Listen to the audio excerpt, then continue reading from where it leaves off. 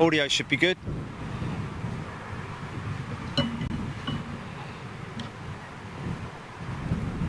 Give it 20 seconds before you go live.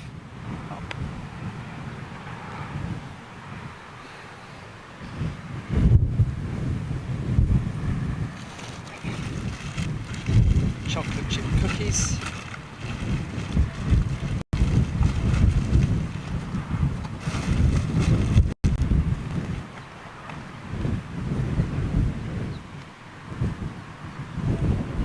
Goldfinger.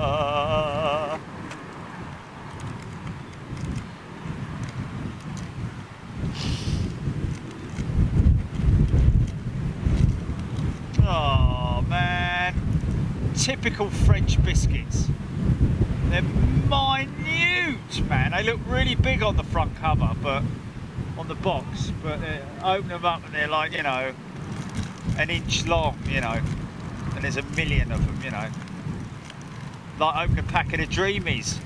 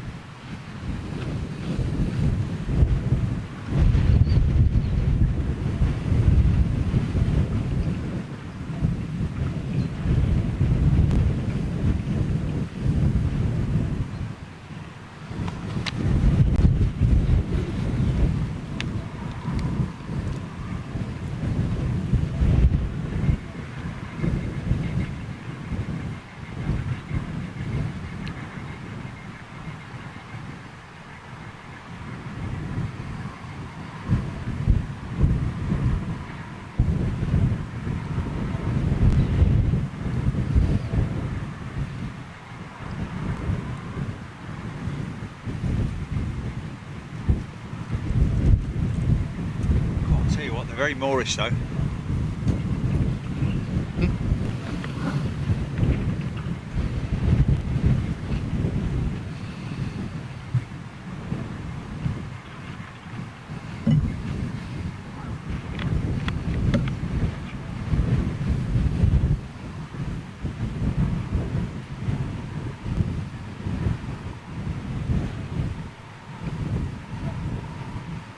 Hello, Super Chat. Well, welcome back, folks.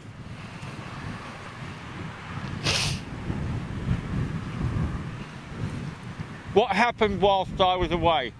Well, I don't know if any of you guys watch Alan Partridge at all. And if you ever remember that scene of him walking from the BP station back to the motel where he spent most of his time singing Goldfinger. That is basically what I had to do, because I went down to the lovely little bar, tapestry, restaurant place just down on the left hand side of me here at the bottom of the hill. You can quite clearly see it if you go to Google Earth. And the lady in there, very helpful indeed. She let me leave all the equipment in the restaurant, but they weren't serving any food. So she said, you can go to the supermarché at the end of the road. So I was like, okay, well, I kind of remember the taxi drive here on the way in, and it was quite long. I said, is that a long walk? And she was like, no, it's 10 minutes, you know. Anyway, the problem with it is that it's not no sort of like distinctive walkway or anything like that. So you're sort of like walking through the grass, and if you went and looked at that Alan Partridge sketch, you'd know exactly what I'm talking about. Anyway, made my way down to the supermarché and got myself a couple of sandwiches, and yeah, quite pleasant really. A couple of salmon sandwiches and a box of cookies, cioccolinis as they're called. Typical French style biscuits, look great on the front cover, on the box, but you open them up and they're like minuscule, they're minute. Anyway, very nice, very Moorish. And so what happened when I walked down, of course I walked down the bank here. It's quite a steep bank. I don't know if you can get an idea of how far I am from the bottom. Where those cars are is basically the bottom of the hill. There's the patisserie, etc., etc. Yes, as I was literally at the bottom of the hill, A380 comes in on this runway for its final. It actually touched down and stayed down this time. It was decent. It looked good. But we missed it, so there you go. Anyway, as I was walking along the road, going to the supermarket, behind those trees there, I managed to spot two 350s. Now, see that tail there? That, my friends, is, well actually, sorry, my apologies. The white one there, that is Virgin's 350, one of the Virgin 350s. The other one is parked up next to it. Now, that one has a different tail. Not sure exactly what's going on there, because Virgin, I seem to remember now, you know, you look at so many different things every day. Does Virgin have that blue flash across the front of the leading edge of the tail fin? I think it does. Does it? Or is it the blue pinstripe on the livery that runs across the body? I'm not sure. Anyway, but I think I can assure you that I saw two 350s parked up down there, both with the red engine cowls and with the red fins as well, the wing. That's interesting. Oh no, sorry, I was looking at it from a different angle. Exactly, more or less the same position that I'm here. I am as I was this morning. Now you see that one there, I wouldn't have thought that that would be Virgin, because that is exactly the same fin as kind of that one. Or is it? Or is it just tape perhaps? Yeah, pale blue. I thought that Virgin had a flash of pale blue, sort of like, it's a pinstripe on there. Yeah. Right, okay. Well, that then, in that case, that is one of them there. You can't see it because contrasting lights, but there you go. See that white fin there? That is most definitely one of Virgin's. Now that's interesting. Whose is that then? Hey? No, that's a 350. That's a new 350.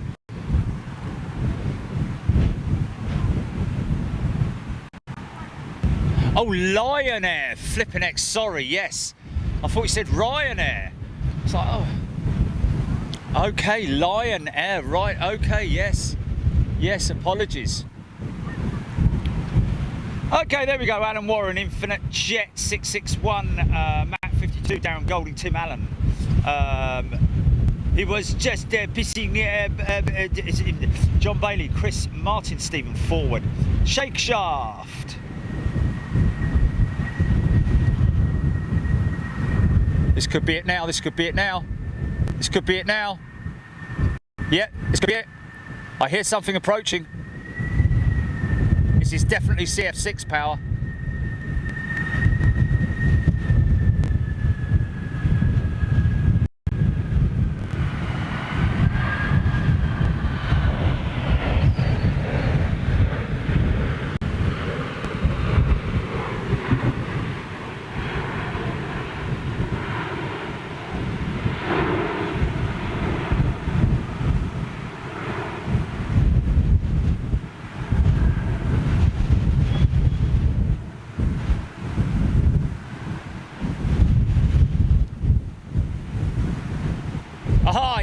4's on his way out. Yeah, this should be a good shot. We're going to get both in the same shot, I think.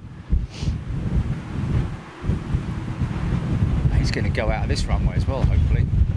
But maybe not. I don't know. We'll see. 4 and 5 together.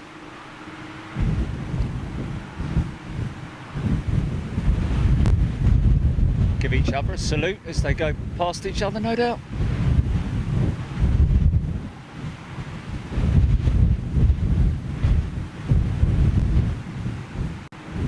First officer to first officer.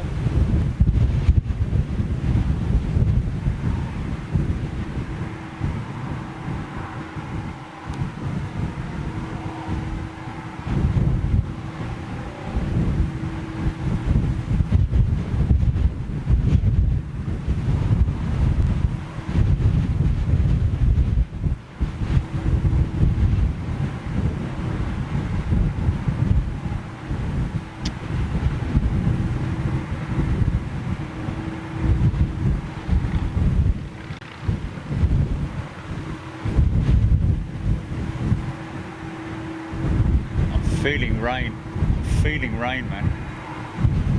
That's not good. Should only be a couple of spots though. Yeah, a bit more intense now. I just haven't come prepared with wet weather stuff, man. Got the oh man, that's not good. Oh well, we'll just have to hope and pray that the wind just blows the rain away.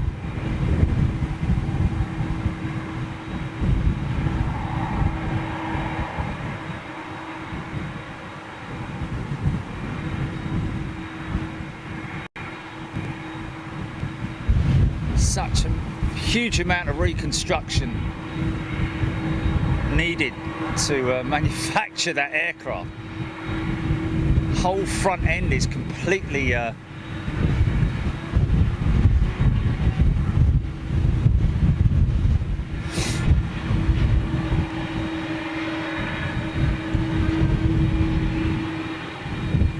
well.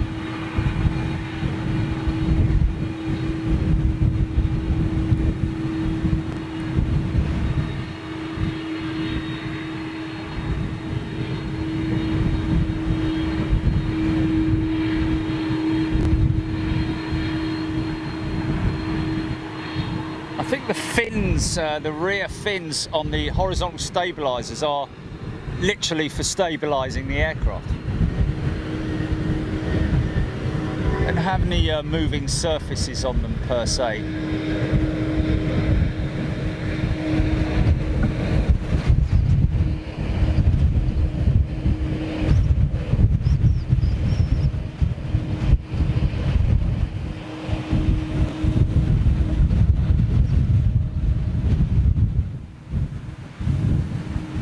Okay.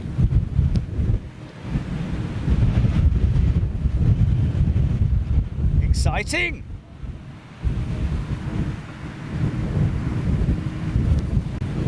Exactement.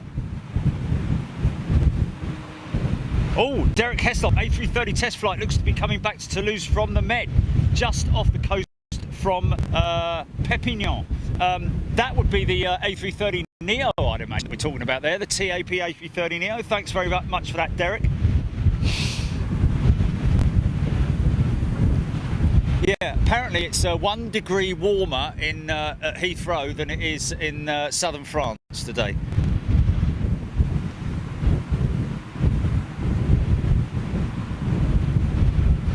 Debbie Speller, no rain on Toulouse forecast. Well, that is good news. Look at that. Facebook, what is happening on the Facebook? I've got something coming in.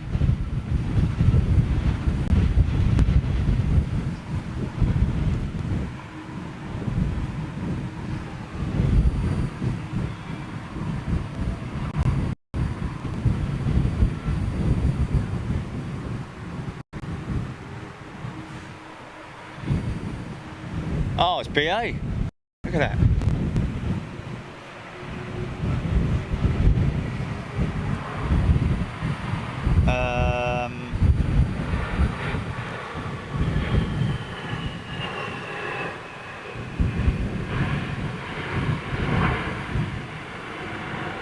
Okay, she's lining up.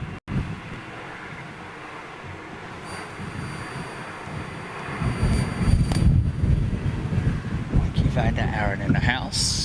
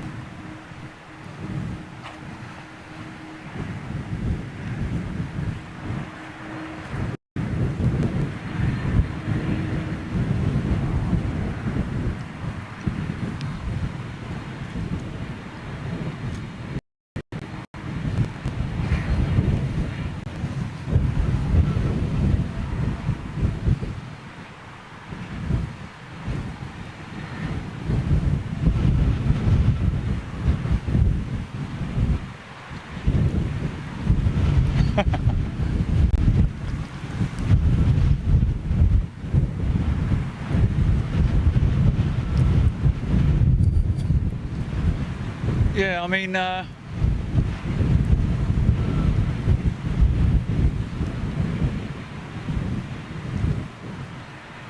just had an idea. I've just had an idea.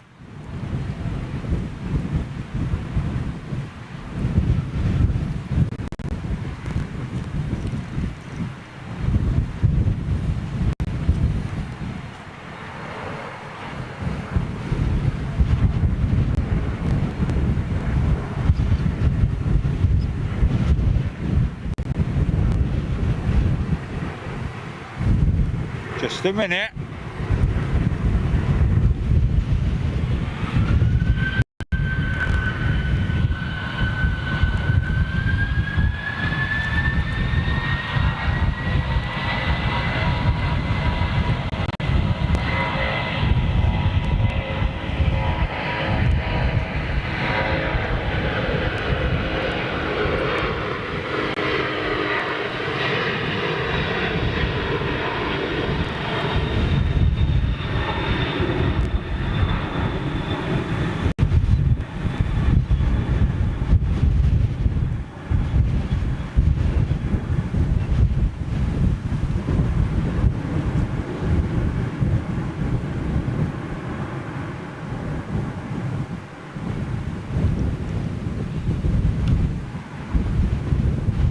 Okay, clear to go on comms, GP.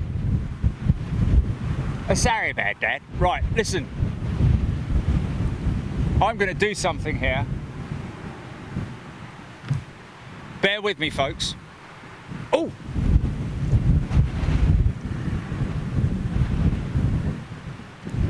Something going on down there?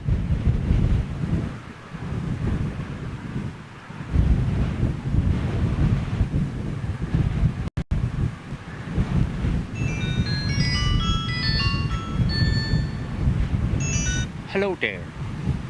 Right, RT's watching, which tab?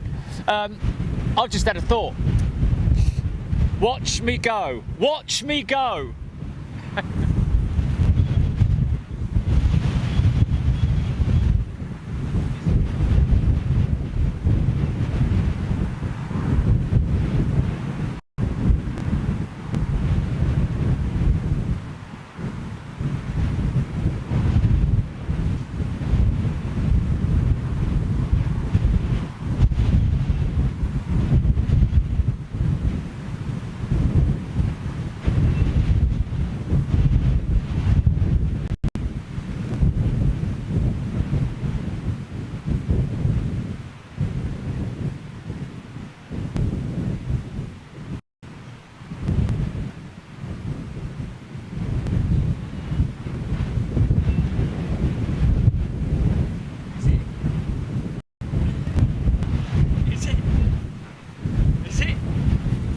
you little...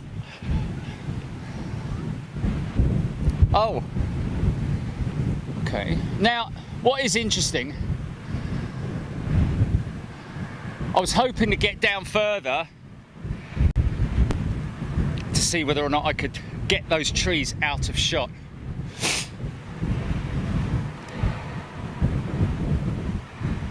What's that?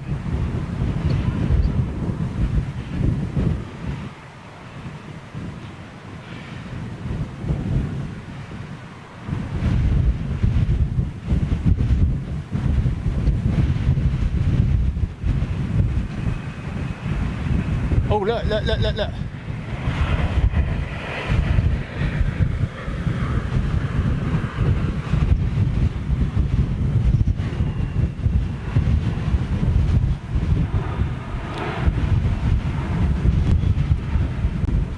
Just scouting out a position to see whether or not I could, but I don't think the farmer would be very happy with me, right? Now, behind the 346 over there, folks, you can just about see it. Just about see it is the A330 Neo demo test bed, whatever you'd like to call it. You just about see its fuselage. That's the A346, but the 330 Neo, you can just about see it. Look, look. Can you see the, yeah. Something else I spotted on way back like.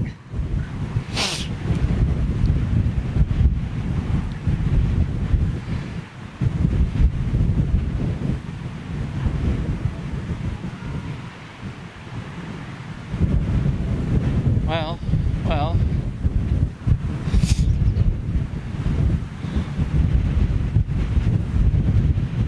That is the total truck going at to defuse the aircraft.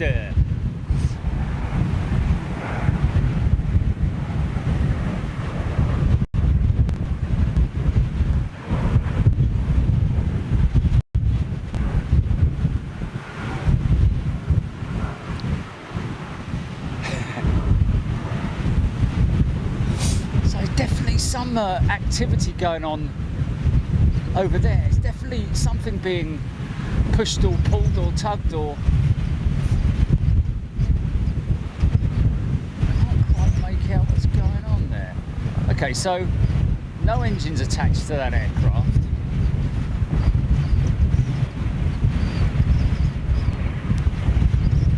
Oh, we have a helicopter. The helicopter. There we...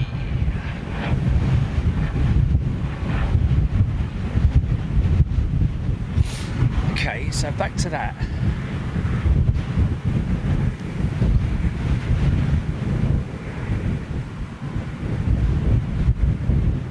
Forklifts around aircraft, never a good combination as far as I'm concerned. But what do I know?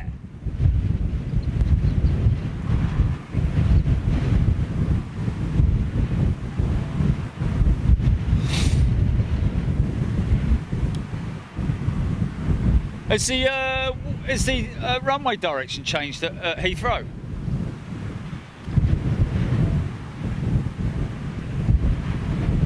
Mark Cox. What's Mark Cox talking about there? Mate,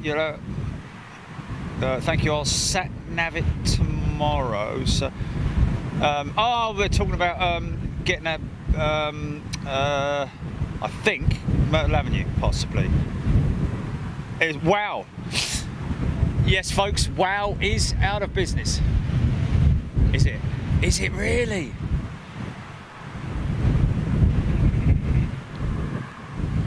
Yeah.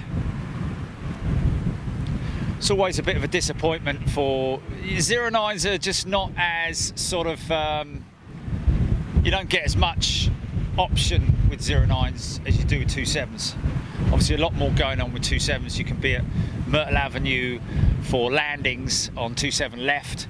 When they switch over on the right hand side, you can literally walk around past Hatton Cross, past the Hilton Garden Inn, past the BA sheds, all the way around and go and stand over there if you want to. Alternatively, you can, if you want, be over on the 27 left for departures at the Renaissance Hotel, as well as other spots around there as well. So there's a lot more going on with 27s, but obviously, you know, 09s, if you want to be at Myrtle and they come screaming over your head,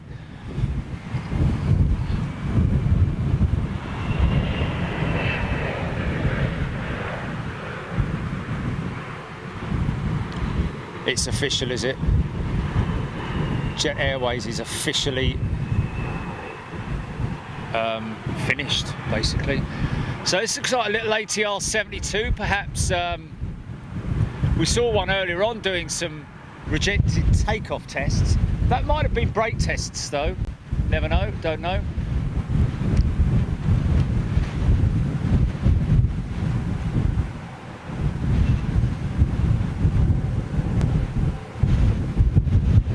Of course, ATR is assembled here at Toulouse. I'm sure a lot of people know that, but a lot of people don't know that. Yeah, so those WOW 330s will be, unfortunately, it's a lot of paint that's gone on them. Must have cost well over 100 grand to paint each aircraft, I think.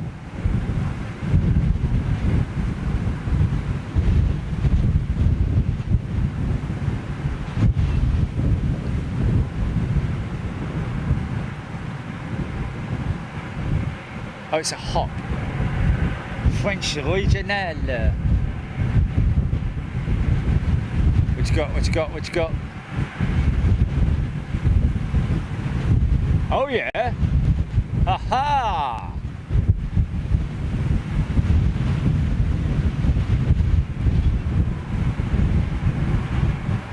So that's going out for intersecting departure, unless of course this... No, this won't be a commercial departure, I wouldn't have thought. No, that's definitely one that's come out of the factory. So let's just watch and listen. Let's listen and hear if we get the RTO.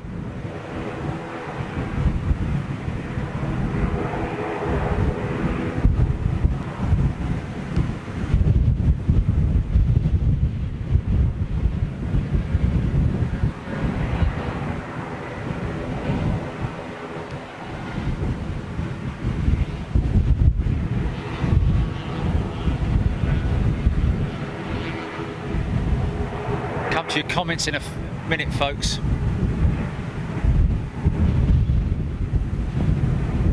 Something with no call sign has just gone active on radar. That might be the 380. Here we go.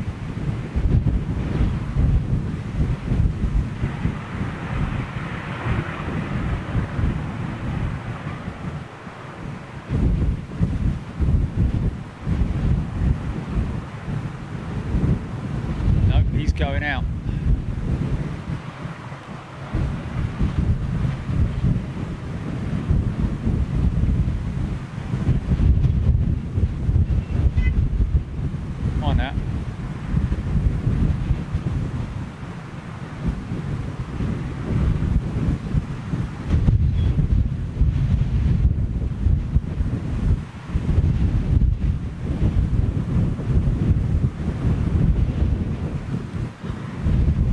I kind of wouldn't mind being a test pilot, really. Test pilot or commercial pilot, what's your preference? Don Moody, are these WOW aircraft new aircraft? They were new aircraft for WOW, yeah, indeed. They still don't have their engines fitted.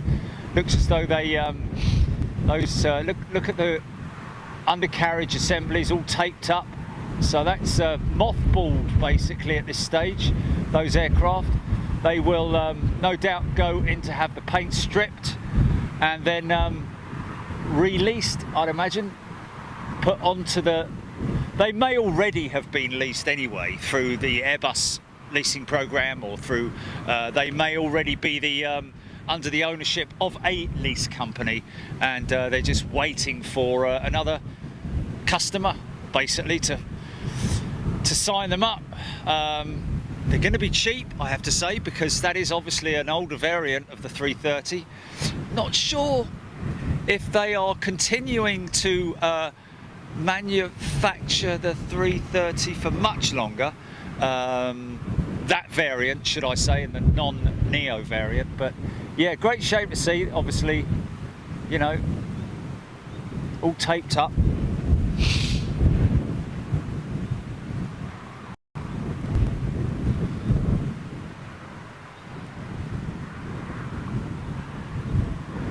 I quite like the idea, I guess, as you get older in your older age, it's just like, I kind of, you know, you get used to your home comforts and all that. I kind of like the idea of getting up in the morning, going to work, being around all these big jets, flying circuits, doing stuff that you rarely get to do as a commercial airline pilot, other than on the simulators.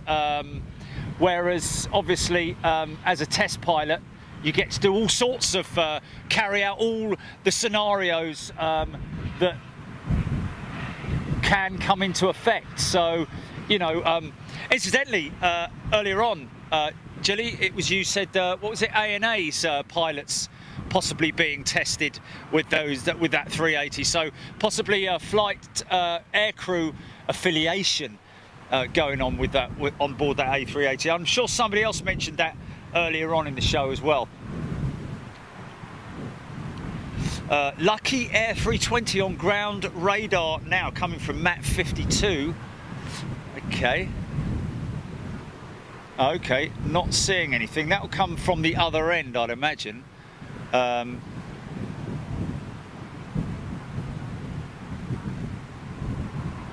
Gareth Sunset Shepherd giving us all the usual information. Sarah Leonard and Foy Woodland in the house on Facebook. Paul Davies, John Hucklesby, Chuck Tunnerhill, sorry.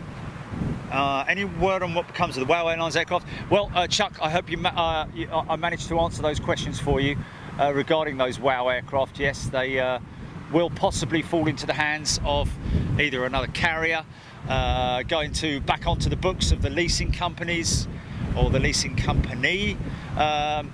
Incidentally, folks, behind the trees, and I hate to say behind the trees, but behind the trees over there,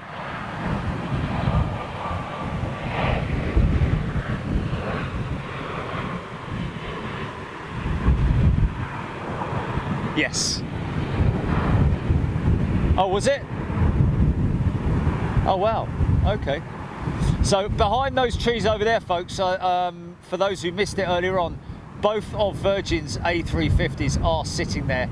Just about see the tail of one of them there, but unfortunately, to be honest with you, even without the trees there, it would still be obscured because there is a row of bushes on the other side. So quite a lot of work to be carried out there in terms of bush trimming. 3 years old. Oh, bloody hell, what, that hop ATR? Wow, that's crazy. Ross Kennedy just having a quick look back on the cans. What's that, Jilly? No, it didn't. It had the hop livery on it, I think.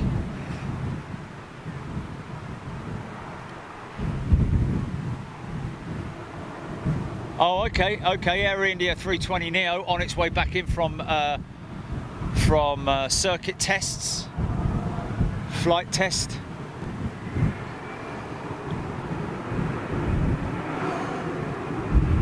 Scott Tarpley, Antonia Ham, Ross Kennedy, John Hucklesby, Foy Woodland giving a shout out to everyone, Alexander Surgeon, Paul Davies. All the usual crew sitting comfortably on Facebook.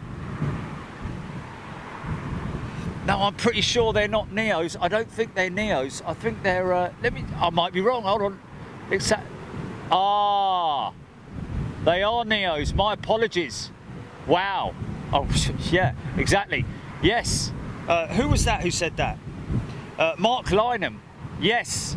Yes, you're absolutely right, Mark. Sorry, my apologies.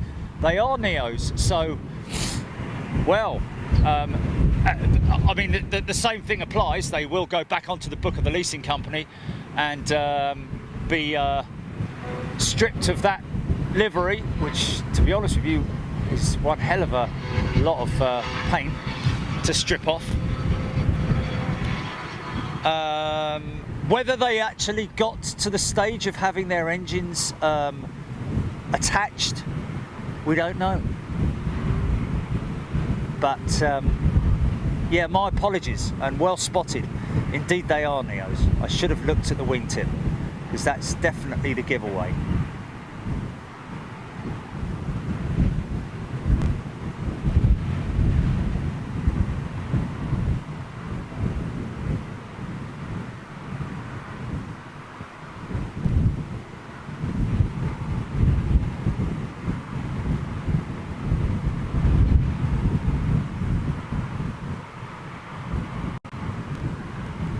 So which carrier is that one with that red, yellow and green? Is that some kind of Jamaican carrier or something like that?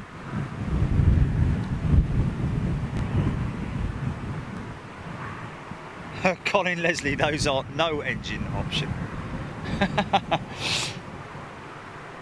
Graham Hill, thank you for popping in to say hello. Ross Kennedy, sad for the Wows, never caught one live. I think we caught them a few times on the show, didn't we? I'm pretty sure we did. Manchester and Gatwick, perhaps. Didn't we get? Was it the Wizz Air 320? Whoa, whoa, whoa, whoa! Gutted. He didn't tell me he was coming.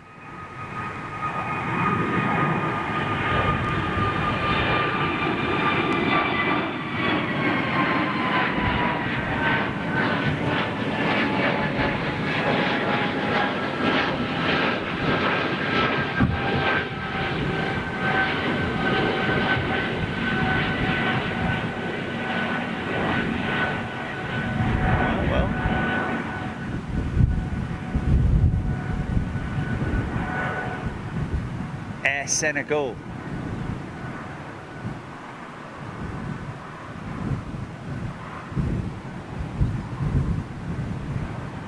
Completely wrong with Jamaica then. I really, you know, oh dear. Sometimes. Scott Feltham, not from Feltham, in the house. Radio Corporel. Odette Stevens, bonjour. Bob Marley Airways, coming from Mike van der Aren. Chuck Tannehill saying flew wow LAX to Dublin 2 years ago. Wow. A330 300 and 320. Mark Jones. Scott, if you go to spotterguide.net and if you just type into Google spotterguide.net Toulouse, that will bring up the page. Scroll down the page and find the map, and then find position 1 on that map, and you'll see exactly where I'm at. I'm basically, I believe the runway runs from north to south. Is that right? The way we're looking at the moment, the runway's running from north to south. Yeah, so I'm at the north western side of the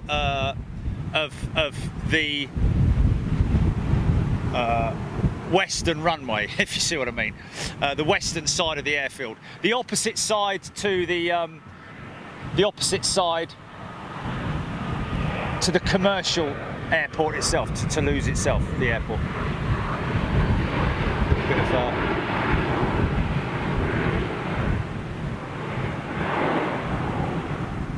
yeah, great shame about oh hello, where's that gone? Where's he? Now he was pushed back a little bit earlier on, wasn't he? And now he's being towed back, this Air Mauritius. Wouldn't it be a great thing, folks, we're used to seeing Air Mauritius's A330-300 at London Heathrow. Quite a common sight to see. Incidentally,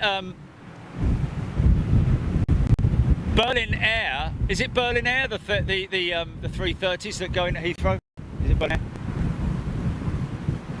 Berlin. Belgium, Air Belgium, sorry. Air Belgium. Air Belgium's the 340-300, yeah, the 340-300s that go into London Heathrow. I saw 2 of them at Heathrow the other day. Just wanted to let you guys know that. Air Belgium, yeah. But yes, Air Mauritius have their A340-300 that goes into Heathrow, and I'm hoping that perhaps even this aircraft itself may be replacing that aging 343 on that route. That would be a good thing to see.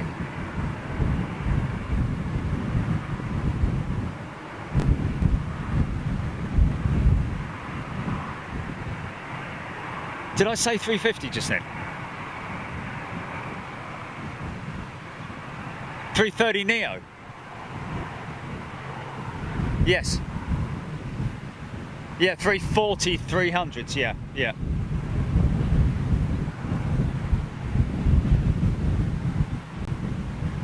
So it's the revised, the upgraded Trent 7s powering the Neos.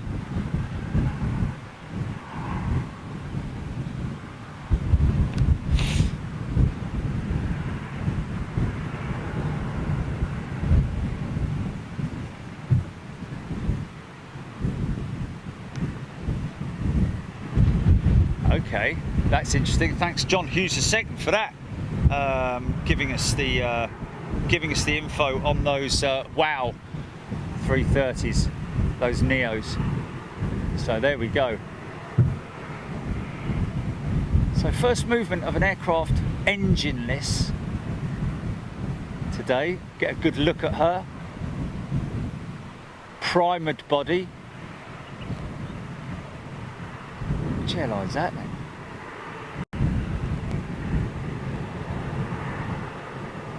It's kind of got that TAM look about it.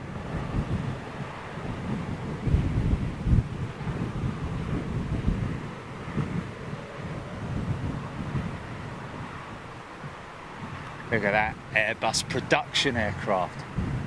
Sorry about that.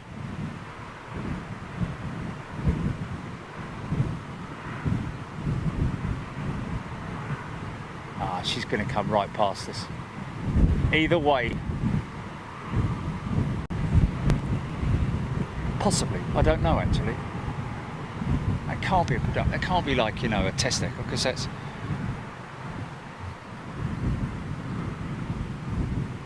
See where the sections come together there, look. That's the rear section there. And then the tail section there. You can just about see the joins, different segments. Of course, the front end there.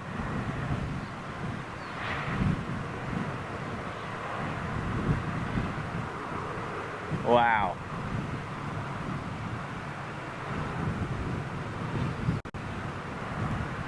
Oh yeah, there we go. He's going over there. So, not going to be coming. Oh, hello, hello, hello. Sorry. I just got caught something out of the corner of my eye. Oh, and it's their test bed. More testing going on.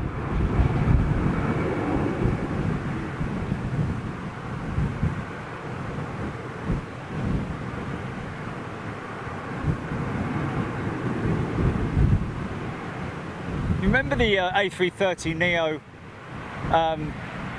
test aircraft that they had at ILA? Had that dodgy looking. Here we go, folks. Yeah, the blade. Yeah, but that was for. Yeah, but the trouble with the blade is it's just the material. You cannot get any dust or anything on it. can't get any dirt, any debris or anything like that, because it just completely ruins the aerodynamics of it. Look at this. Airbus 1000 A350 1K, or A35K as it's now, I think people are calling it. Is that its variant correct terminology? The A35K.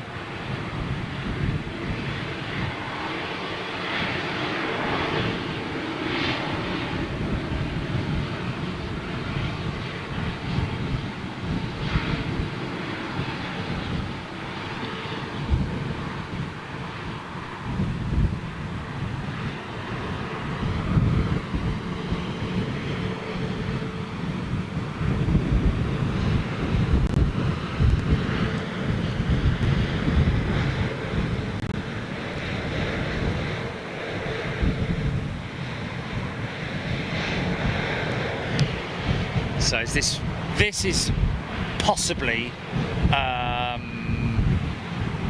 aircrew training, possibly flight training.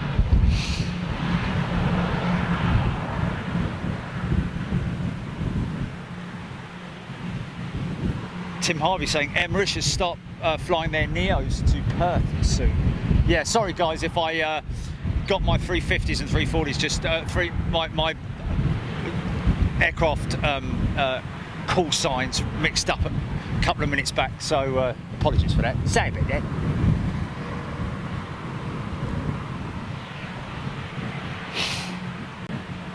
So where did that Neo go that we saw just now?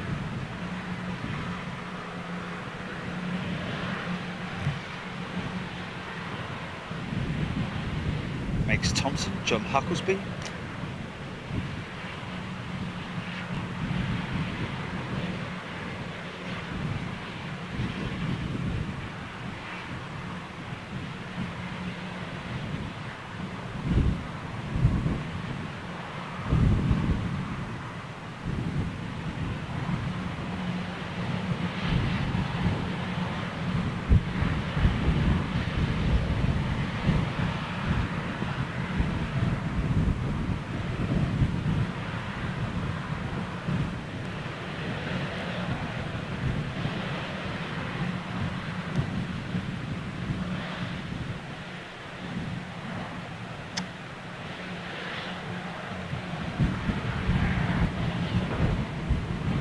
Just holding on here, folks. Looks like we have an approaching aircraft.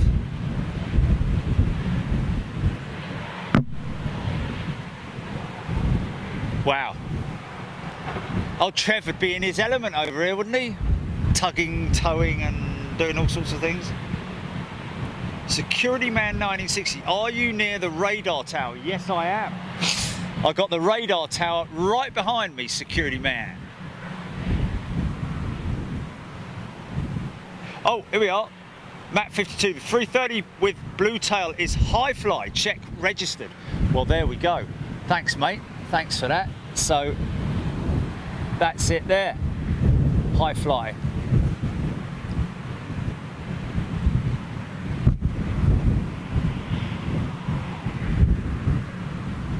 Interesting, William Morton saying A350 1000, no overwing exits.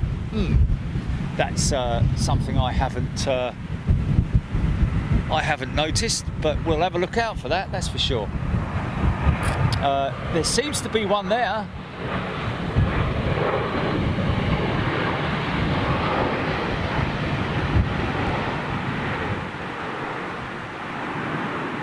No, not over wing, in front of wing, no, well spotted. Air Pete 1 talking about Boeing Field in Washington. Yes, it is a long way. Something that we would have to obviously arrange with the guys there. Well, or at least the local constabulary, should I say, because we wouldn't want to be... I mean, I can't see it should be too much of a problem. I don't know what the plane spotting facilities are like over there. I take it we're talking about Painfield here, yeah?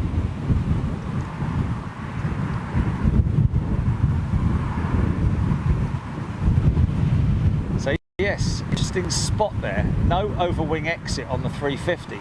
There is one forward and aft of the wing. But, so is this a pilot affiliation possibly? Or are they testing something?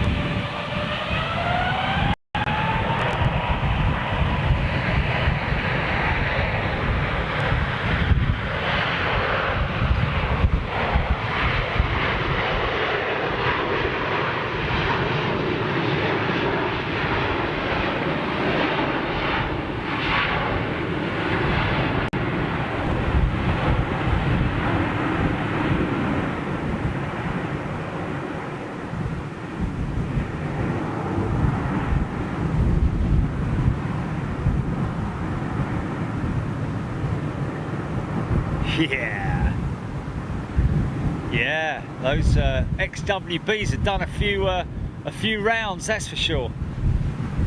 Quite smoky, man. Look at that.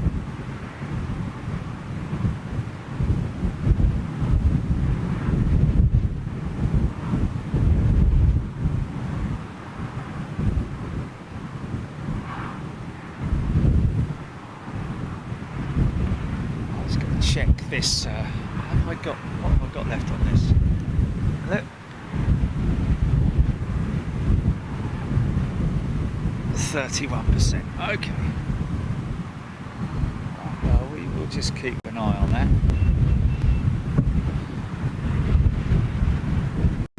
Air India inbound. Thank you.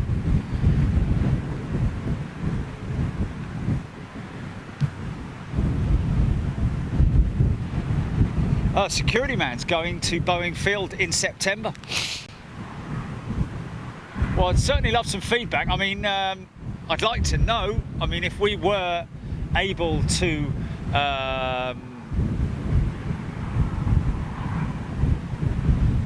find out the gen on going to Boeing Field, for example, then that would be certainly worth hanging around for a couple of days, at least 2 or 3 days, doing some streaming there for you guys. Stand by. Oh, no! Sorry. Oh, flipping egg. Thank you.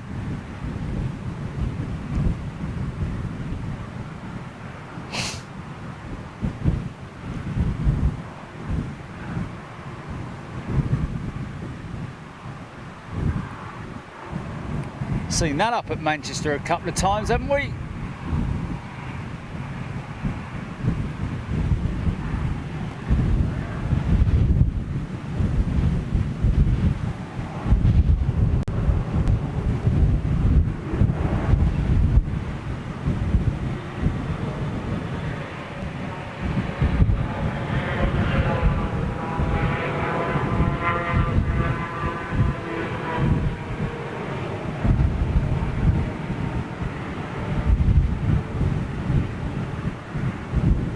Something did not sound right there.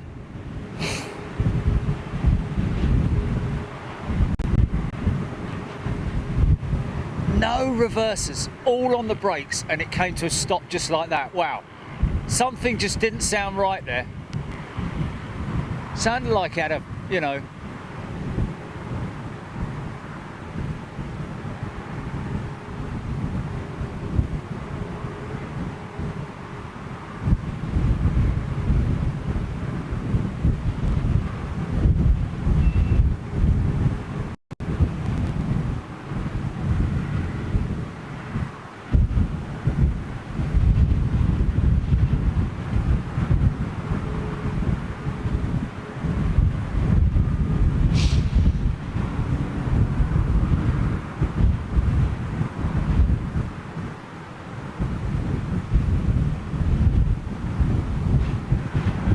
does that look as clean and shiny as it does as I'm looking at it now? The monitor does it no justice at all. Creamy sort of like, so yeah, it's more of a creamy, yeah.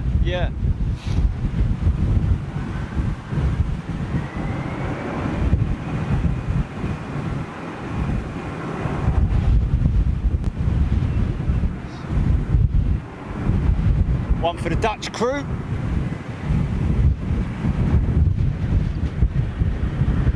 So to think that this aircraft would have carried out its flight tests built here in Toulouse, or assembled here in Toulouse, I say, and of course tested and delivered from Toulouse. Kind of crazy, really.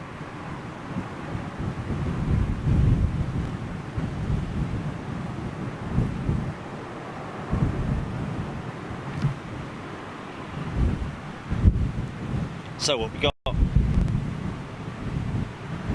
Yeah, Debbie Speller picked that up. That was it. So did everyone else pick that up when that? It sounded. You know what it sounded like?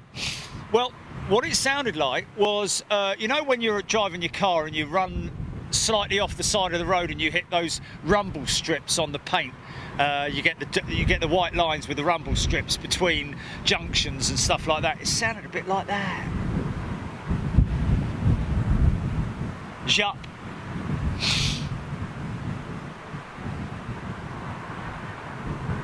John Hughes, yes, it sounded like a motorcycle going by. Exactly, that's exactly what it sounded like as well. Yes, yes, yes, yes.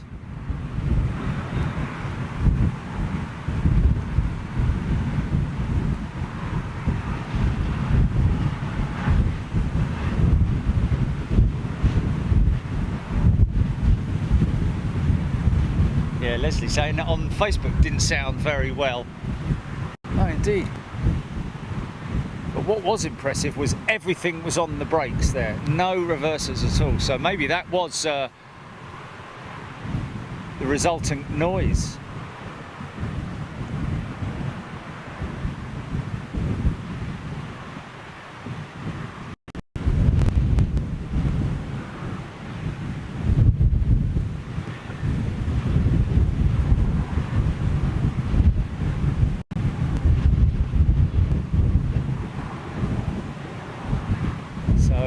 Did that, was that 350-1000 on radar, or the test aircraft, or was that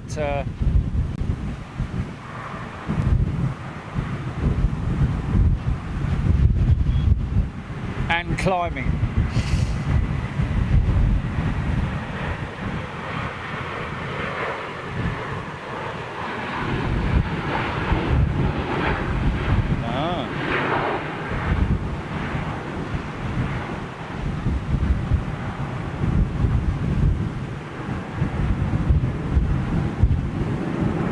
Inbound.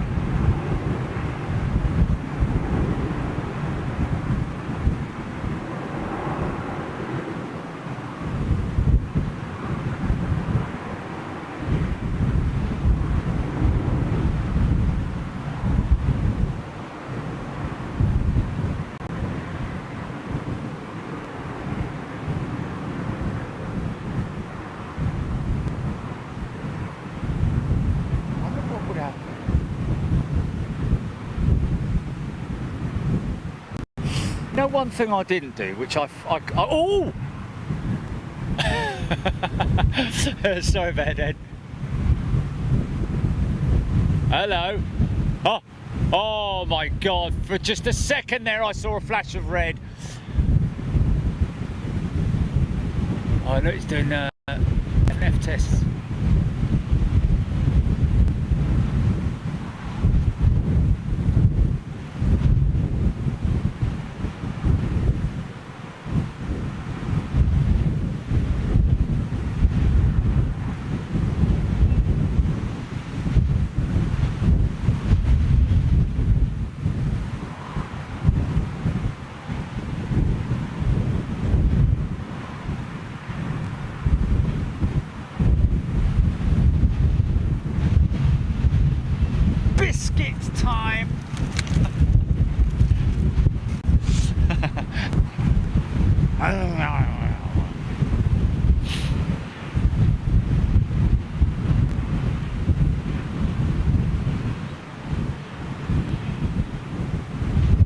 I didn't do, stupidly enough, I didn't ask them if they did coffees down there.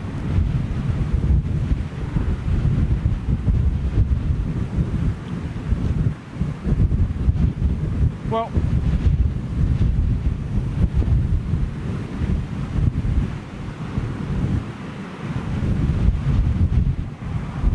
yeah, cool, very well. Oh, this is another test aircraft, I think, is it? Yeah.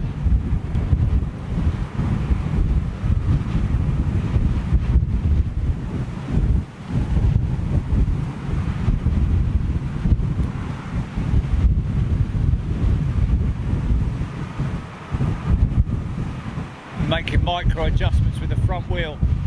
It's attached to the tiller. That's why the rudder's moving, folks. I'm sure a lot of you already know that, but that movement there is his hands doing that. You need AIDS. As he makes slight adjustments on the steering tiller, that is fed into the rudder. Once it reaches a certain velocity, that then locks out and crosses over to the foot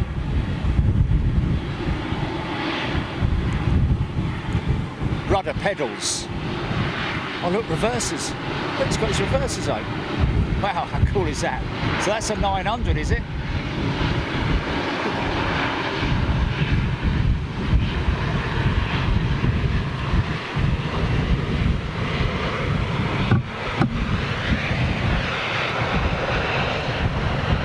See any difference between the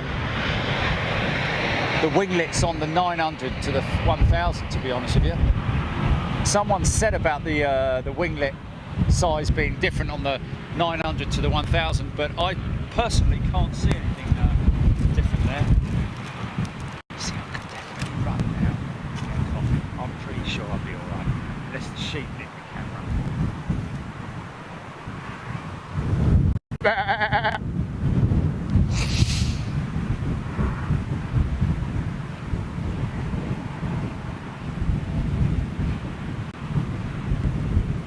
Oh! In the book saying that has retrofit new winglets on it.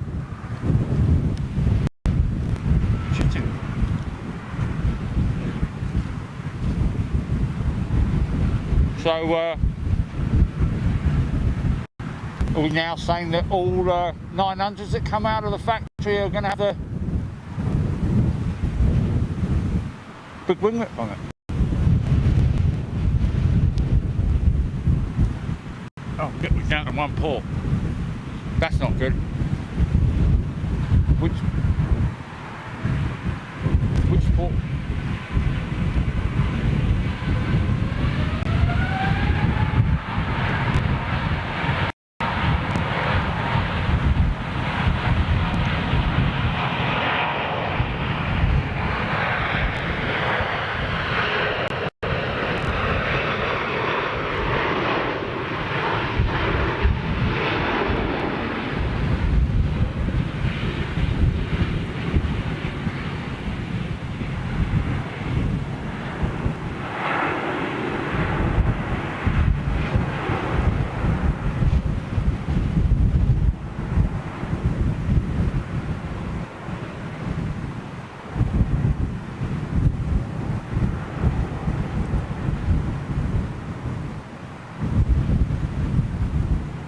Oh, really?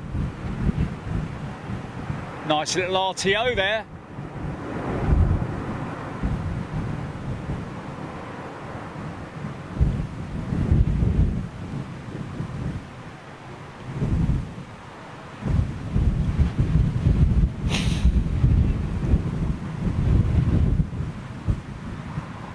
So, could that possibly still again be pilot affiliation? Getting type rating on, you know, RTOs on a 350. Perhaps. Sorry a minute, Dad.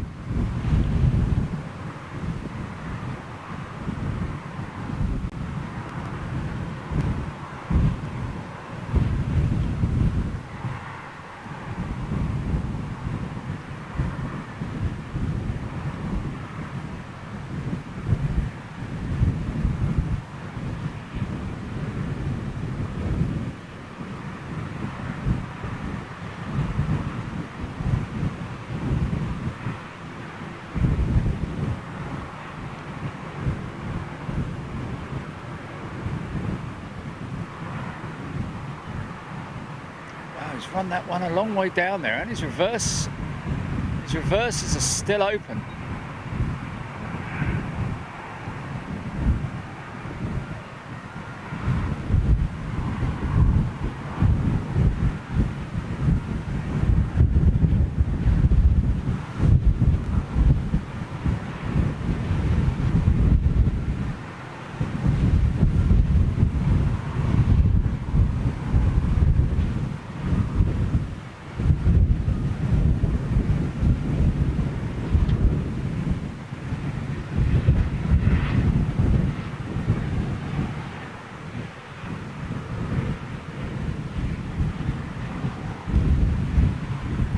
I'm sure that's a replacement segment in that tail fin.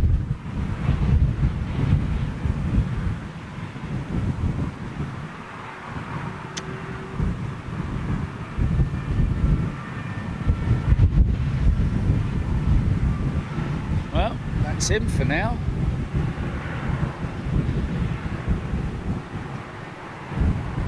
Is this a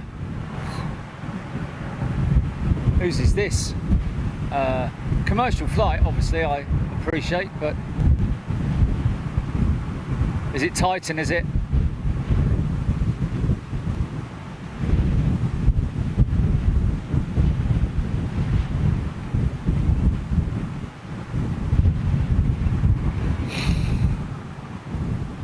Oh.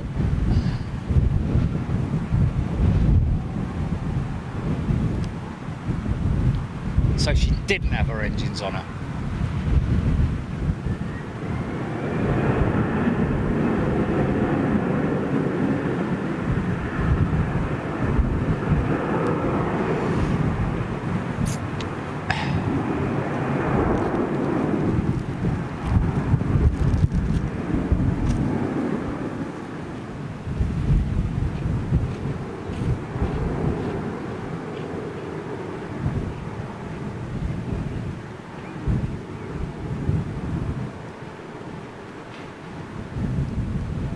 Oh.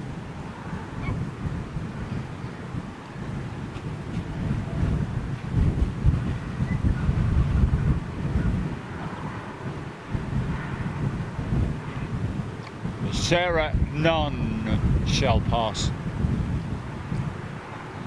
Is on Facebook.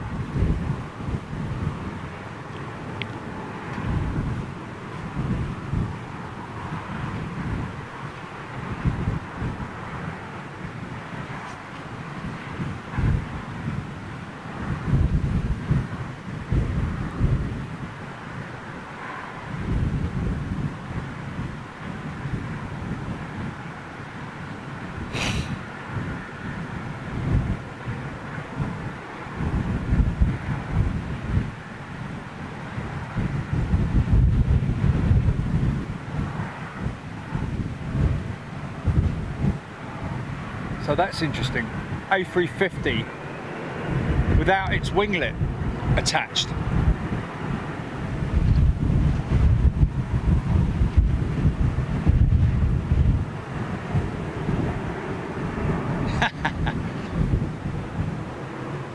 Oh, Ian, you do jest.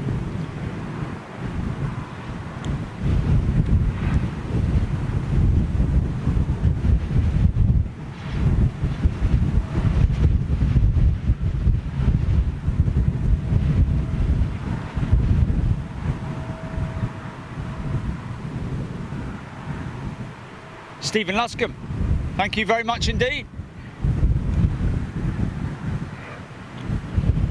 Well folks, we have been invited by Airbus to fly with Rwanda Air on their inaugural flight down to Rwanda on their 330 Neo.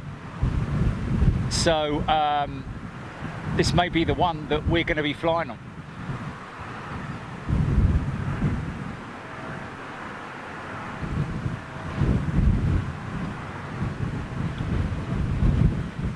Seems a way off her completion, but we did see one this morning flying. What's that? What's that, GP? Oh, here she is. Thank you. Got it.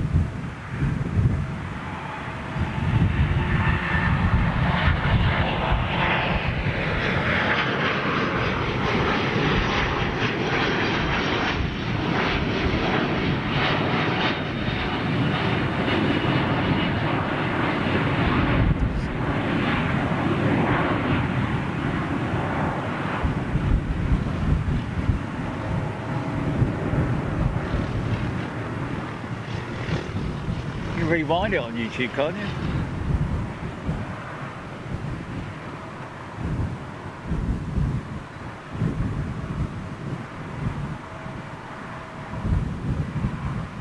Hey, how about that, folks? I was going to say, after the Air India Neo did a little go around, I thought, I wonder if these guys are going to do that as well, just for the sake of doing it. Super smashing great.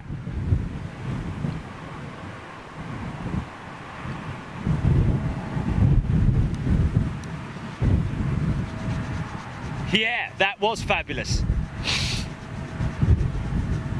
Yes, Love Angel. I think that's part of the plan. It's quite, I think they've got journalists going on there and all sorts of things, but yeah, been waiting for quite some time now. I think the original invite was sent out a couple of months ago now, Gilly. Was it a month? At least a month ago. So it's obviously just a little bit late, I'd imagine. But this March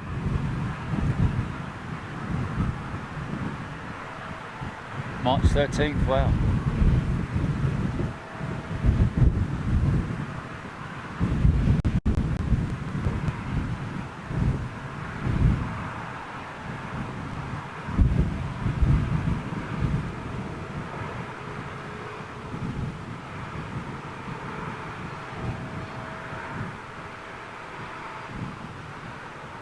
Is that protective, or should I say reflective material in the windscreen there, just to keep the cockpit cool, I guess? Blimey, what's he doing?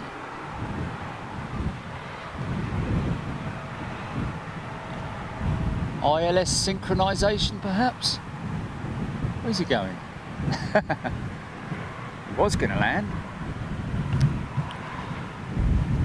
Is he going to land?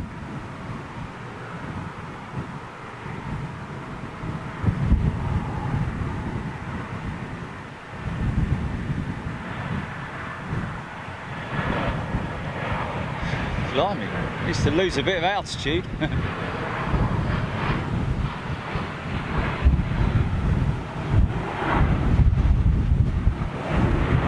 Oh, maybe he was just wow.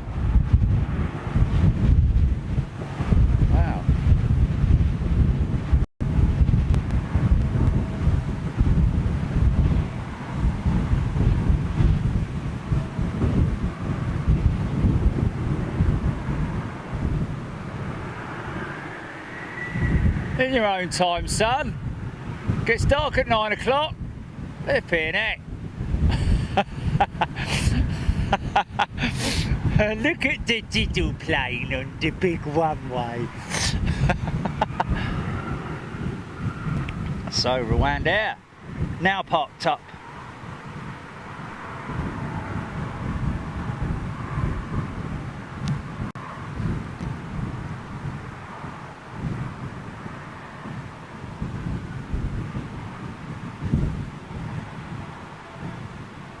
David Mitchell. Yes, a great day out. Weather is could be a little bit better, I have to say. I mean, it's not raining. It's a little bit chilly, only a little bit though. It's a good job it's not any colder than what it is. We're talking about literally a couple of degrees, and I'd be in trouble because I kind of set myself up for a warmer south of France day, to be honest. Whereas it appears that had I been at Heathrow today, I would have been a lot warmer. But I wouldn't be bringing you this, which is just superb. Been thinking about Toulouse for best part of over a year now, and I'm absolutely stoked that we finally took the plunge. Is that TAP 330 Neo?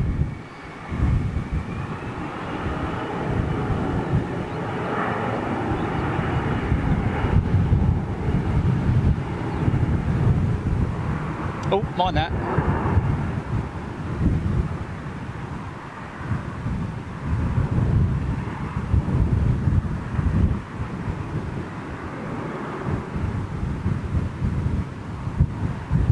Yeah, so he's doing a circuit.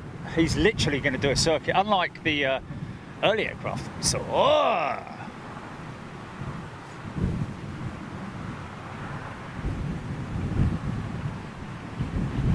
yes, so absolutely really happy about coming out here. I don't think there are better positions at Toulouse, to be honest with you. Although on spotterguide.net there are sort of like 8 or so positions, but that's dependent upon how you're getting around. If you have a vehicle, for example. If you don't have a vehicle, that kind of like limits your access to some places. But it certainly would be worth. I was hoping, actually, Clement Aloing, who's on Twitter. He's a regular to Toulouse. He said he might make it up here this afternoon. It's a good point if he does. I can go get coffee. Hey! Oh look, Debbie Hopkins, you need a little Irish coffee, Jerry, there for Kurt Landgraf. Carrot Landgraf, I nearly called him. I do need a coffee. Carrot Landgraf. Sorry about that, Kurt. For Loxham. Security man, 1960. Clyde Pardo. Debbie Hopkins. Stuart Taylor, she will not come down. Anytime, please, thank you. I'm going to wait until at least that Neo comes in, because the Neo will come in and Sarah Pass. Mikey! Ghazi Ibn Lahad is watching with us. That's a new name I haven't seen before. Ghazi, good afternoon. Oh, is it? Sorry, my apologies then. Ghazi, good afternoon to you and welcome to Facebook and Big Jet TV. Murray Benchfield, good afternoon.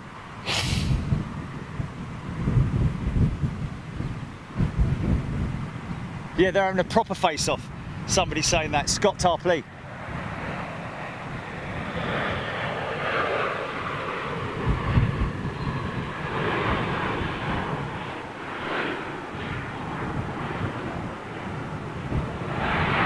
Oh wow, Gaza works for Delta.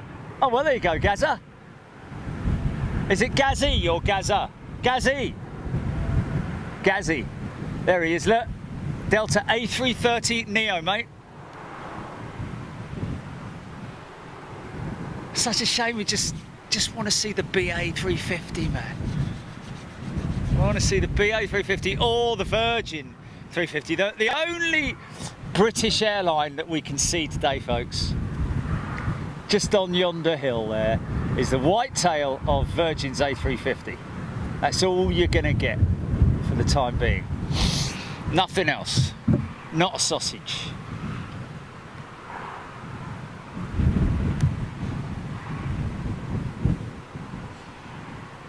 Yeah, I'm not saying anything.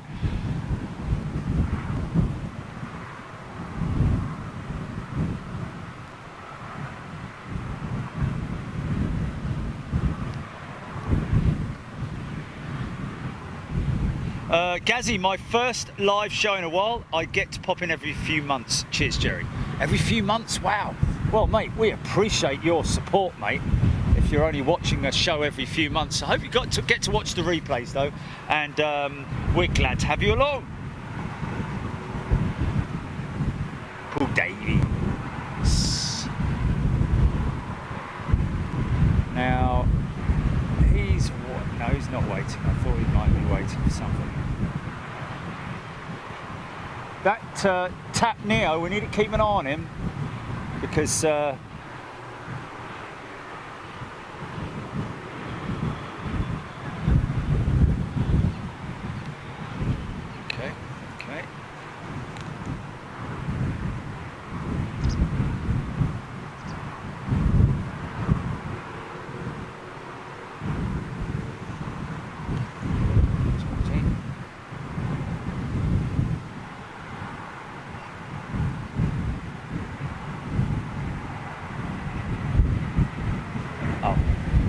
I heard engines.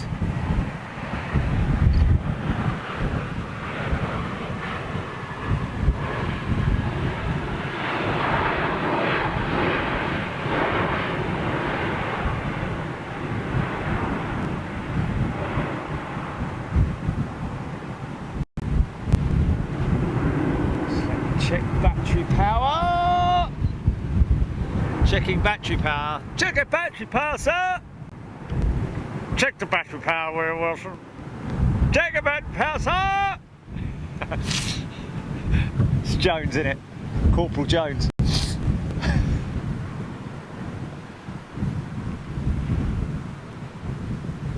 See Cathay's 350 over there. Just over there. Look at that. See, now that's interesting.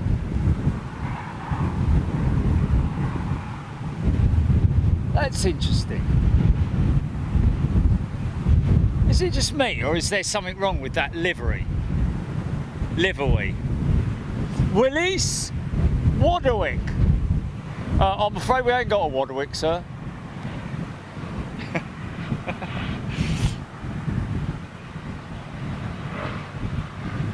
There's something wrong with that because it's normally got it's a horizontal bottom part to the flash livery on the Cathay Pacific, is it not?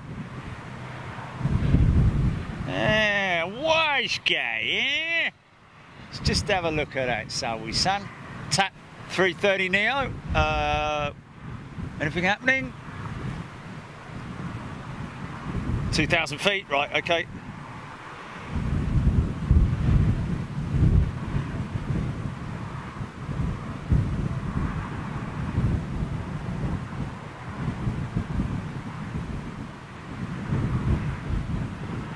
So Cathay Pacific A350.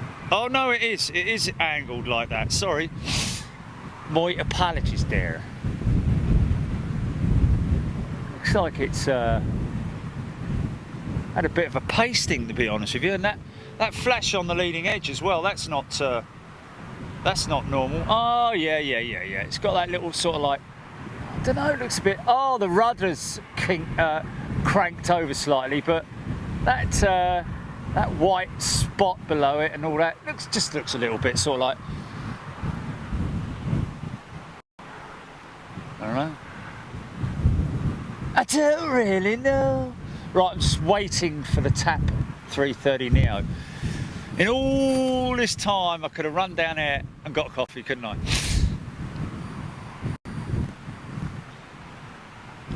Actually, that's the thing. I'm still in comms with you, Gilly, aren't I?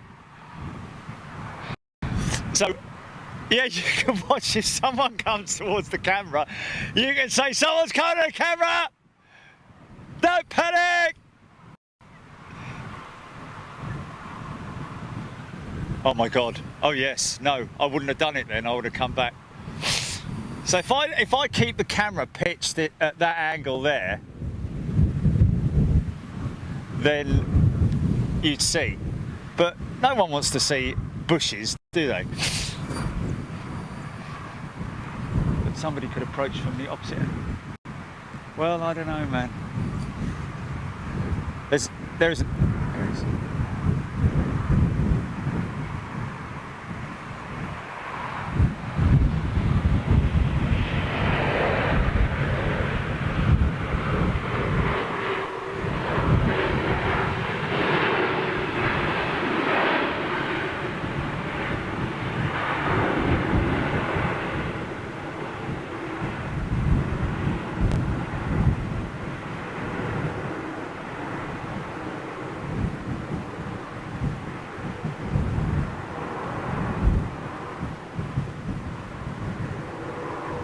What's that?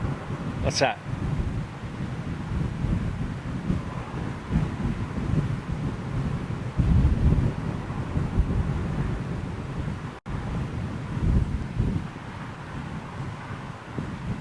Step away from the cookie jar.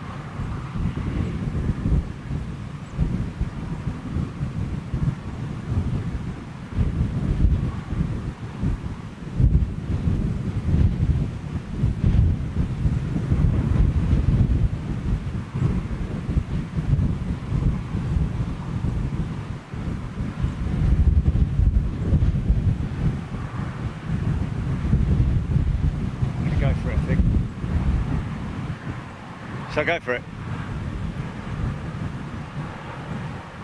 Right. Okay, here we go.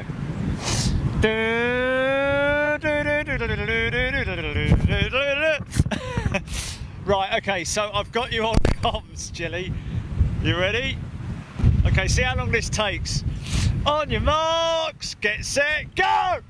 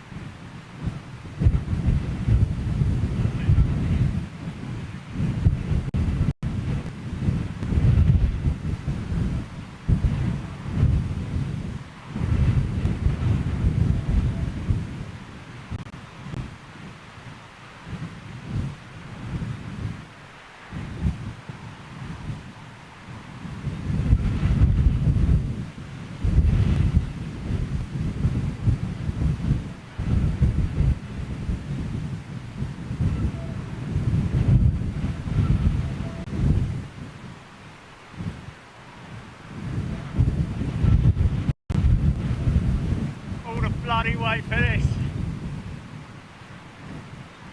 What a flipping joke! Hey? Flipping heck. What a palaver! So I go in there and I say, have you got, can you do me a cafe latte, please? Because I thought that's what they call them over here. And he goes, yeah, no problem. No problem. Cafe latte, oui, oui, oui, oui. So he starts making the coffee like a normal coffee. And I'm like, un momento, uno momento, Messi. And he's going to put it in the cup and everything. I'm like, you have takeaway? Have takeaway? Oh, no, no, no, no, no. And I'm like, oh, flipping it. I'm not coming all the way down here and then go all the way back with nothing. So I've had to take the little cup. I didn't tell him that I was going to bring it up on the hill, but, you know, anyway. Anyway, you had to be there, really.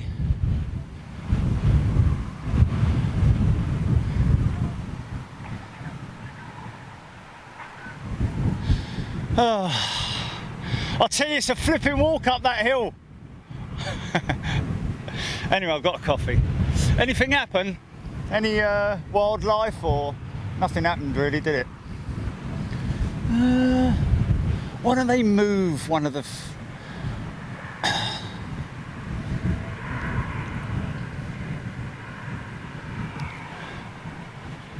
Got DHL 757 parked up over in the... I think that's the freight section.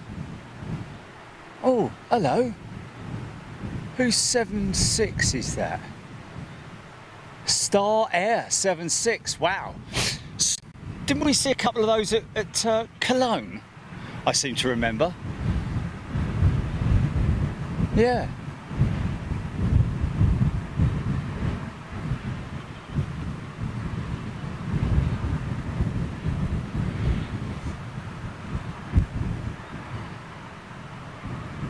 So there's the airport, the other side where I landed this morning, which you could quite easily make that out, I'm sure, with all the squeezy jets.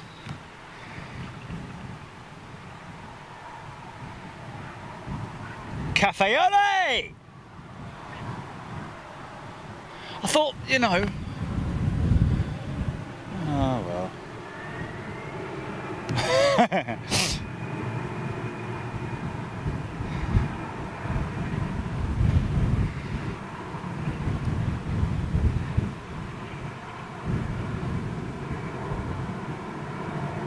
Flipping it. Feel like some Star Air's freighter. Thank you very much for that, mate. Just a little look over this side of the airfield, which now that is, I think that is actually the delivery pan, should I say,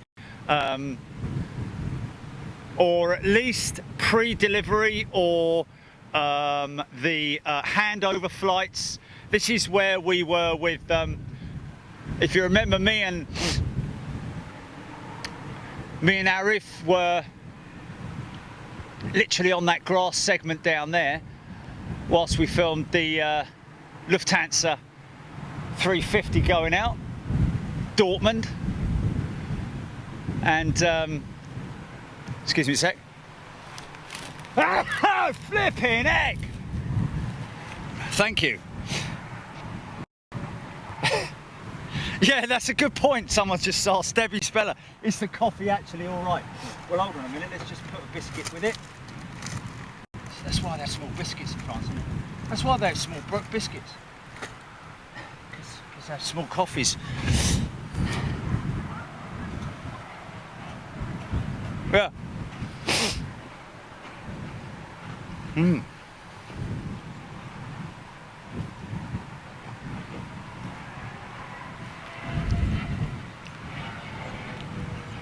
Okay. Oh yeah. Stevie Lusker mentioning there, they've all got their proper regs on them now. Yeah, there we go. Yeah.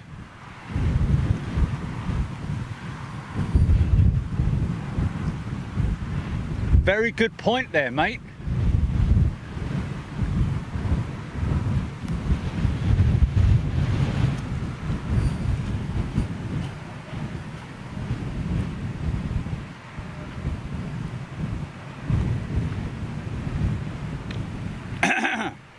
Blimey. Oh, that's strong coffee. Flipping it. Thank you, Stewie.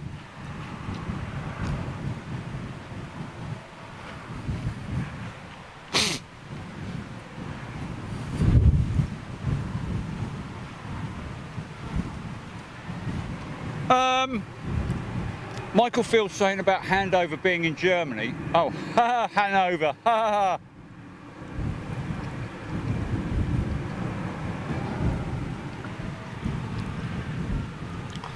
Well, I wonder if they, bloody hell, it's 6 o'clock and it's time for Crackerjack. No, sorry, it's 6 o'clock, for crying out loud. I can't believe it. I can't believe it's 6 o'clock. That is insane. Wow. How's about that? Hey? Yeah. Only 3 hours until I'm due to board my flight.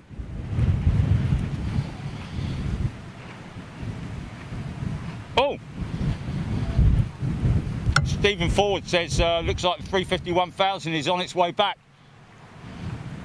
We got that?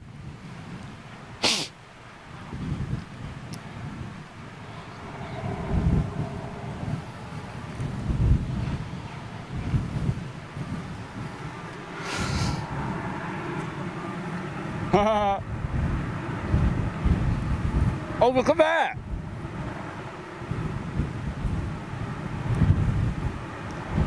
That's a converted.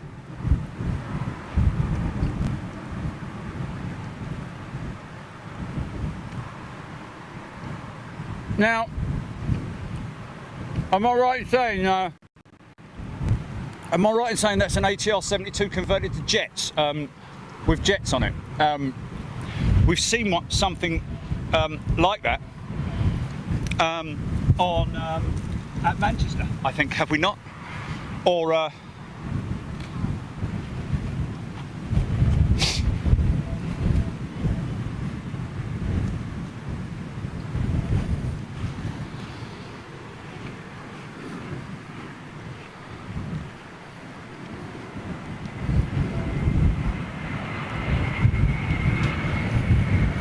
Dornier 328, is that what that was? Oh, okay, so nothing like a... Okay. I'll take all that back, guys. I'm just going to rewind that bit. Okay.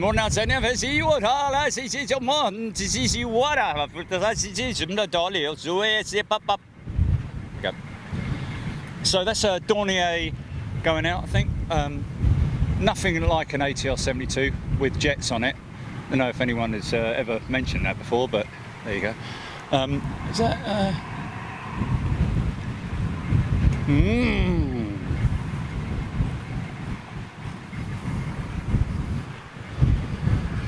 Yeah, Phil, that's give me a right, Mac 52.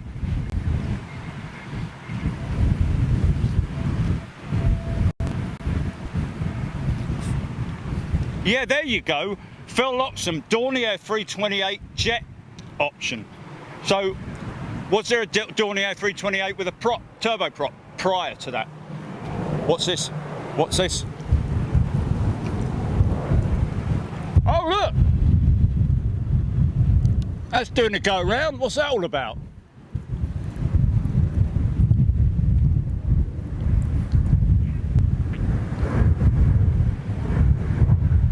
Well, that wasn't... what's that all about then?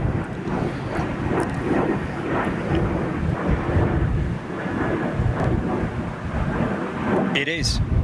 and the EasyJet pulling onto the runway. So, but looks like he was.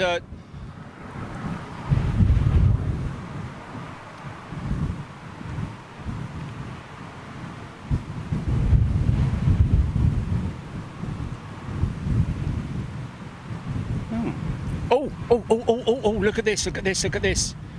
Oh yeah, this is nice, this is nice.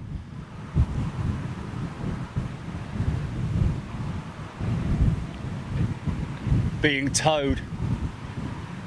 Engineless Neo. No winglets. Is it AirAsia? It is, it is, it is. I think it might be.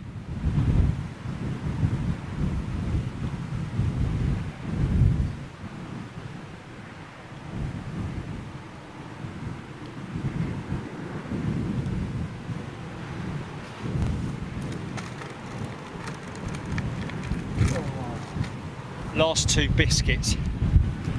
Oh, Beluga XL coming in. Infinite Jets 661, we're gonna get our wish.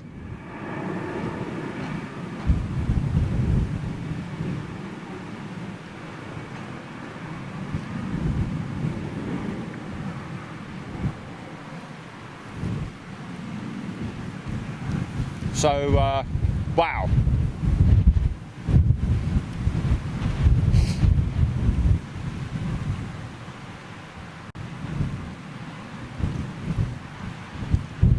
Always a worry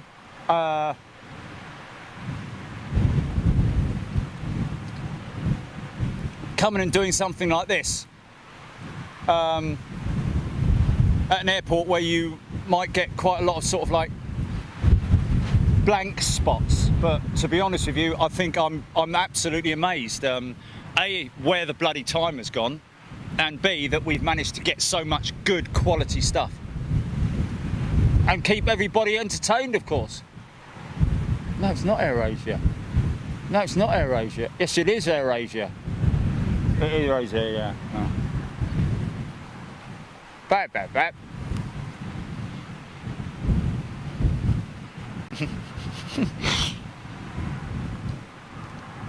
See what I mean about the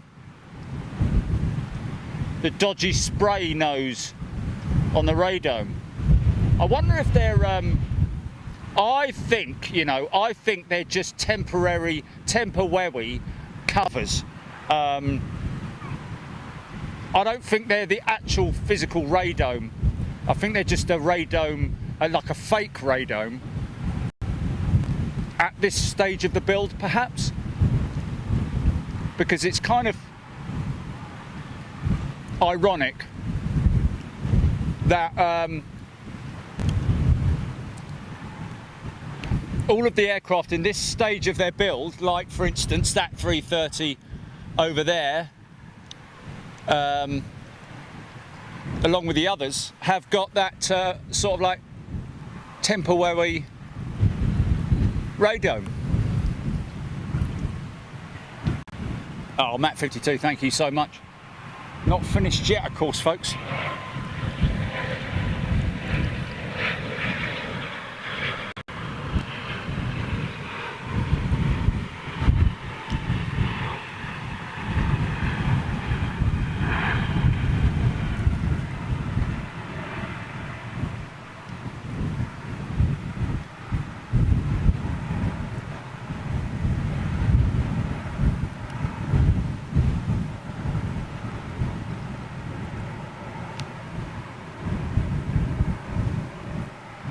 Again, see all the different segments having now been assembled. Kind of crazy to see, a bit like a spacecraft, isn't it? Before it gets painted up. Love it, man.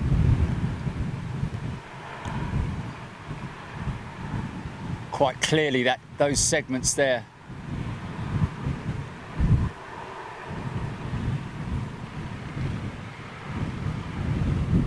Still a long way from being completed, man. It's crazy.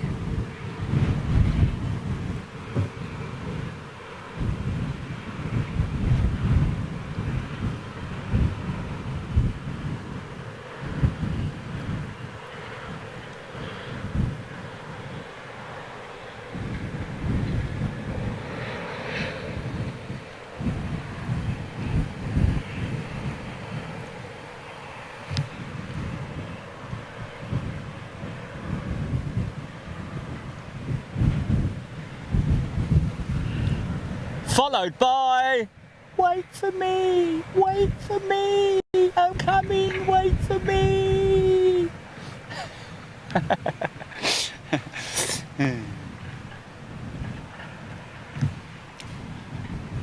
Okay, Beluga, waiting for Beluga.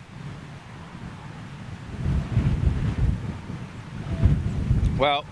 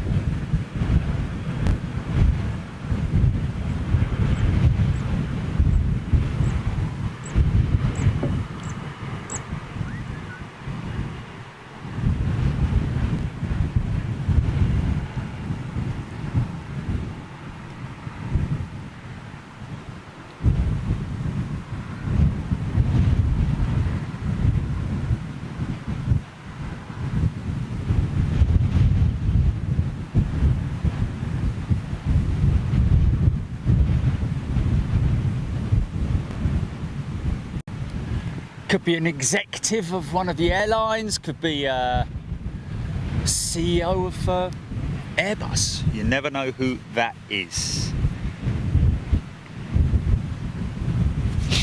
Nothing yet, Darren Golding, on Saturday's show. Not sure what we're doing yet. Stephen Owens, Beluga, 2,000 feet, so any moment now.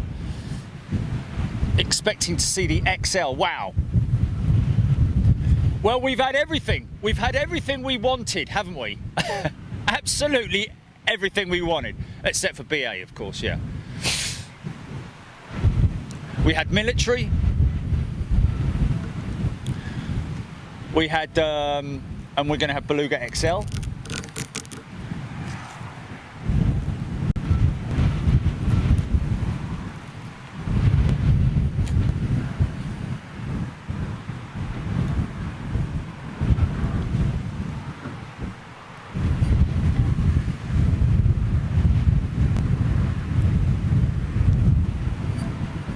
Of course, don't forget, folks, this is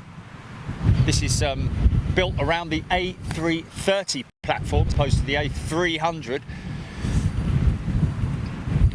So much more. I think it's got the Trent 7s bolted to this one as well, the Beluga XL, or is it CF6?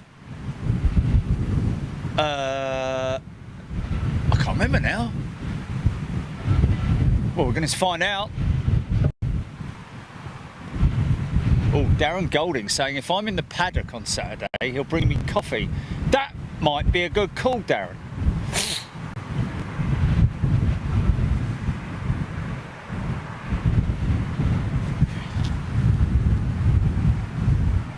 Here she is, here she is.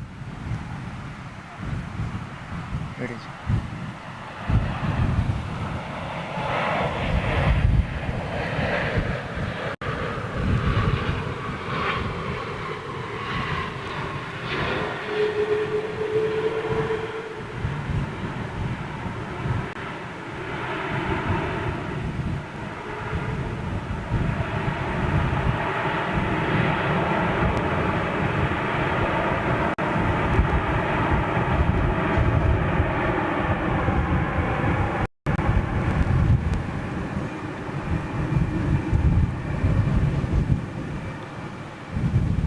Wow, you can see how far more bulbous that the XL is compared to the original variant. Ah, we're going to get this side-on shot of a beautiful dolphin smiley face. That is crazy. Look at that. She's a happy girl.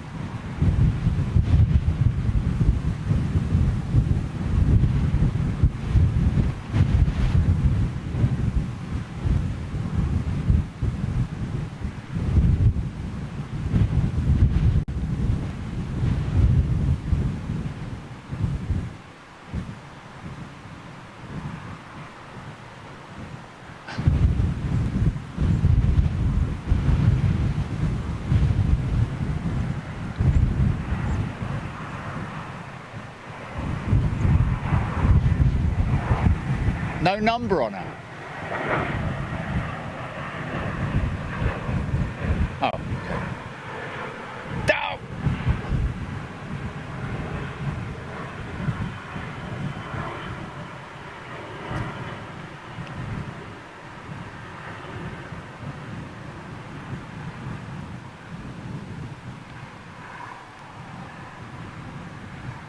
CF6 power, of course, on the old Beluga. But possibly another 2 sets of wings for 350s, or 4 sets of wings for the A320neo program.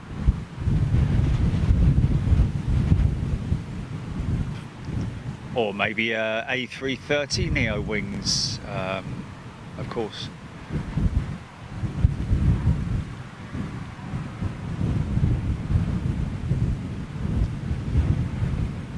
Oh, look at this, look at this, look at this. Oh, yeah. Oh, whose is this? Oh, another TAP. Ha ha.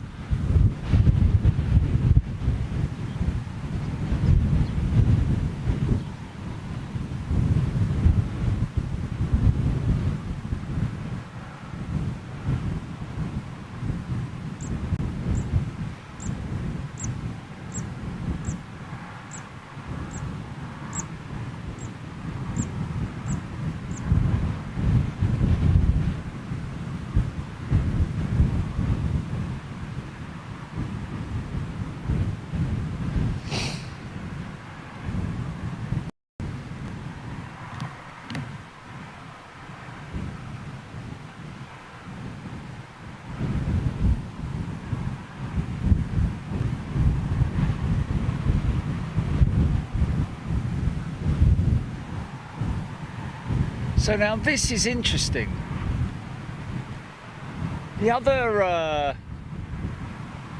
hulls are in the green primer, whereas this is in the brown primer, which you usually would associate with the carbon hull.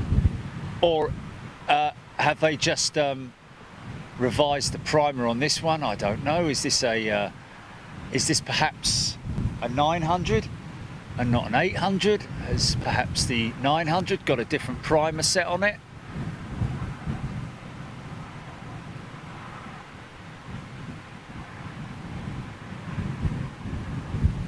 She's got her winglets on. She's got her winglets on, yeah.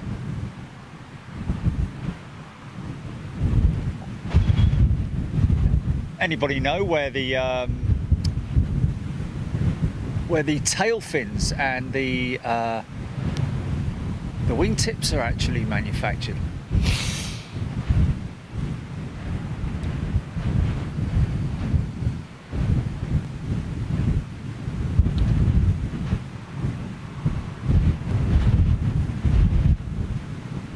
It's coming right past our position, this one, folks.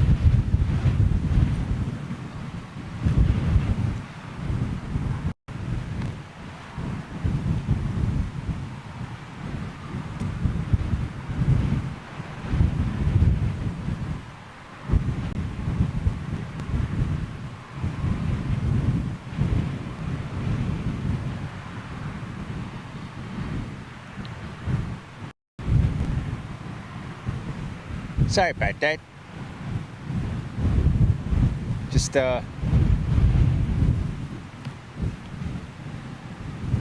lost your notes there for a second, folks.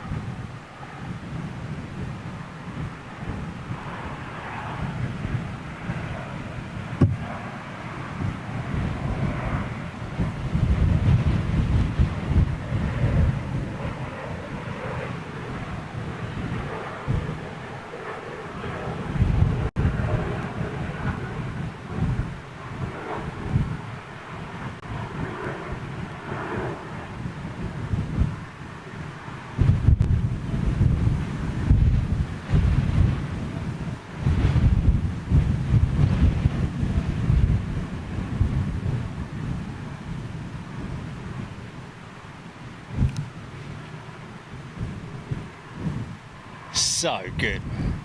Looks so good in that.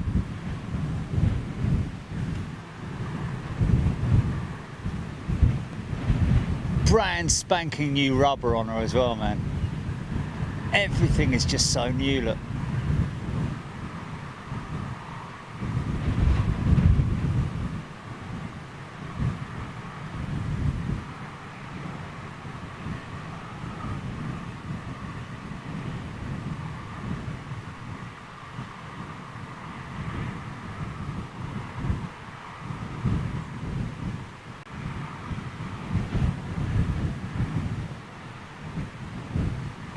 Wow. Yeah, so that is the blade. That's definitely the blade on that aircraft, most definitely. Pretty sure I'd be right in saying that. Mind you, how many times have I been wrong? More times than not.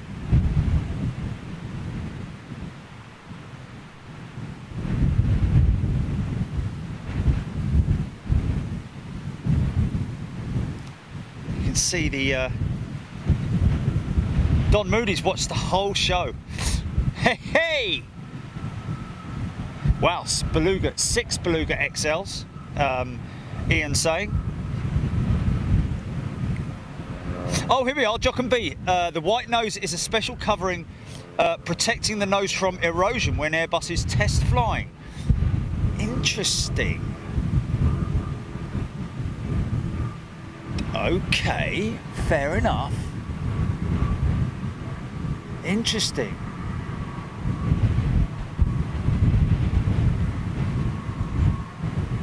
Thanks for that, Jockum.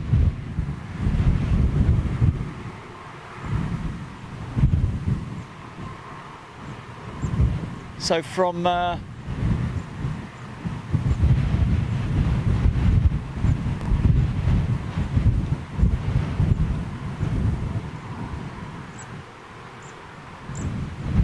haven't seen the 330 Neo from side on. Shot ices! Sorry. Lee the pilot. Do we know what engines they're getting? Yes, Lee. The Trent 700, the upgraded variant of the Trent 700 engine. Highly popular engine. I think Rolls-Royce actually rolled out their 1000th engine of the Trent 700 this year, and obviously meaning that they're powering 500 aircraft, but obviously there's a number of them in the well, I wouldn't say the spares. No, you wouldn't say that, would you? Because they would so I'm intrigued now to know whether that was a 900 Neo or an 800, and I now want to see, like for example, those WOW Neos there. I can't see it. I need to see it from the side angle, like we just saw. You see, look at this as it comes side on. It's going to come side on here. And it's distinctive there. There's that shape. But you can't see it from that angle. It's only only just one angle you can see.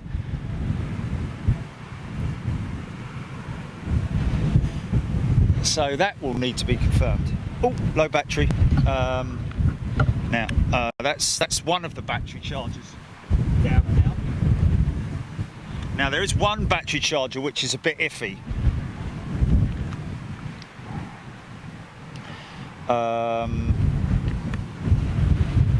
Yo mate.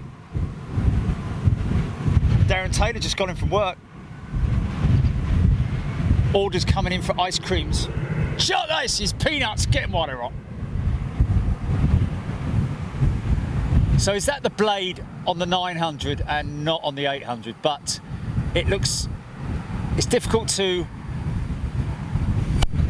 see clearly. I'll tell you what, let's just have a look at that Air Mauritius. again, you need to see it side on, right side on, because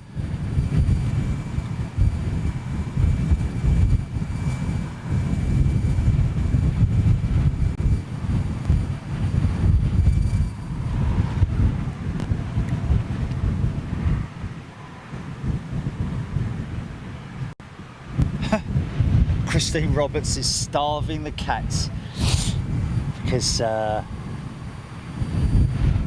thing is, cats are funny, and they never get starved. They just stay like, oh, I need to be fed, I never get fed, oh, look at my starving little belly. And yet they can go for days and days without food. Not that I would ever. There we are, there it is, there's, you can see that little protruding segment, sort of like goes forward and then back.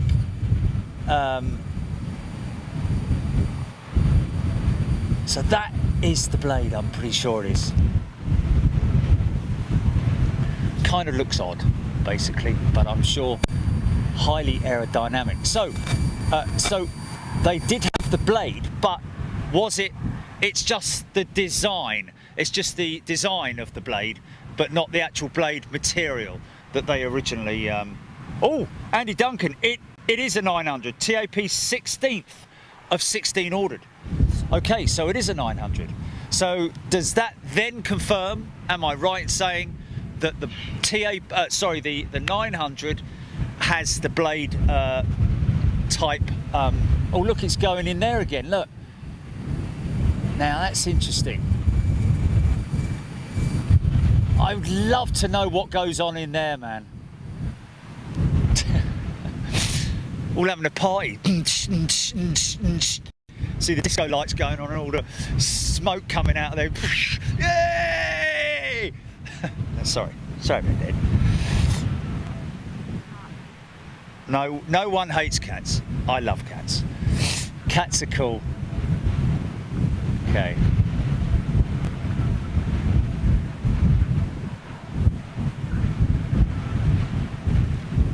Darren Golding just fed the dogs. Nearly had my arm. They've waited so long. Hey! Yes, certainly looks like 24-hour production here at Toulouse, that's for sure.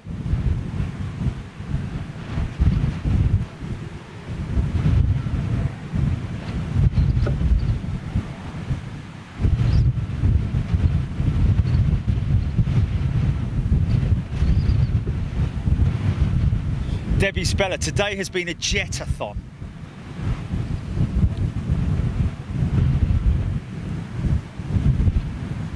What goes on in that little room?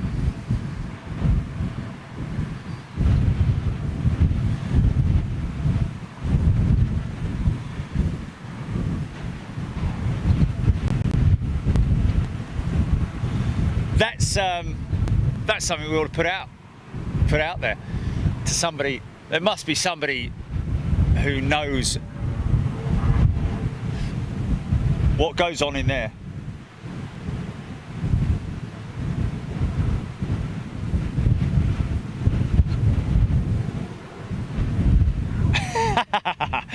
Stippy, in reply to Stuart Richardson, you got to see the comment before that, but that was very funny. If I don't feed my neighbour, he'll go somewhere else. Brilliant. He had to be there. Phil Loxham, I wonder if they kit out the front dome in that shed. I don't know. It's a funny one because we've had aircraft going in there that are, you know, that Rwandair 330 that went in there earlier, that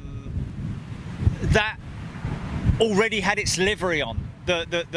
This one over here, this one over here that was in there earlier on, that had the full livery on it. So I don't know.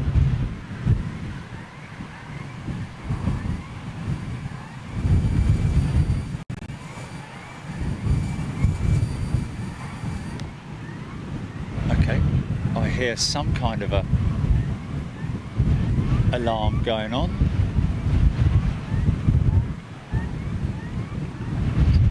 Is that doors opening or?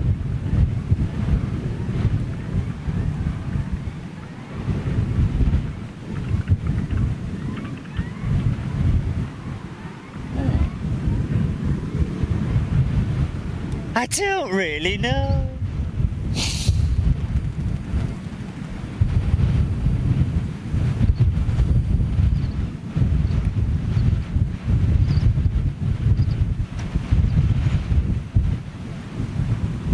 Lee, the private pilot, saying maybe it's avionics fitting. Yes, that's what somebody mentioned earlier on. Good call, good call. Although, like in reply to that, I kind of said, well, you know, all the avionics are fitted already in the flight deck before it comes out from the other side of the field, if you see what I mean. You know, everything's in the aircraft at that point. Oh God, I just don't know. We're going to find out anyway.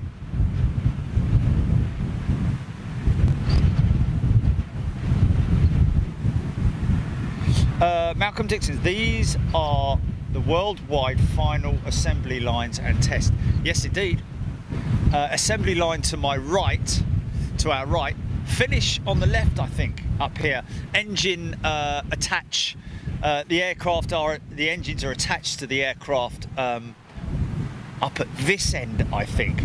Then they're taken back down. I don't know. They go all over the place, really. Like, you know, in different stages of completion. Love Angel, yes, they do tours. However, somebody mentioning earlier on that it's kind of outdated. Still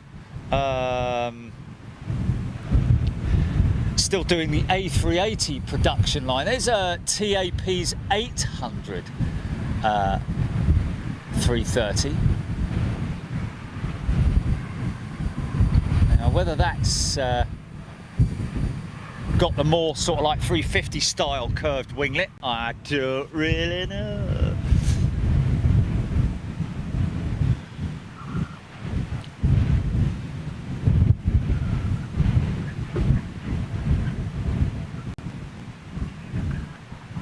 Only one 330 Neo 800 ever made. Airbus own it. 330-841 FWTTO Airbus Industry. Oh, Andy Duncan saying that. So are we saying that all of the Neo 330s are 900s? How interesting. That is interesting.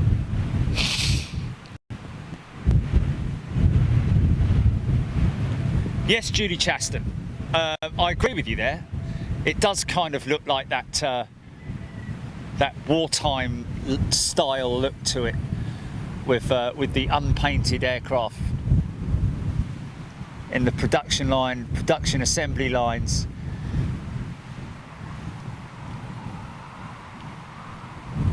But a great sight to see, man. You know, to see it in the flesh and share it all with you. That's just what it's all about. That's what brings me joy, people. It brings me joy. And of course, it's all your subscriptions, folks, that get us here.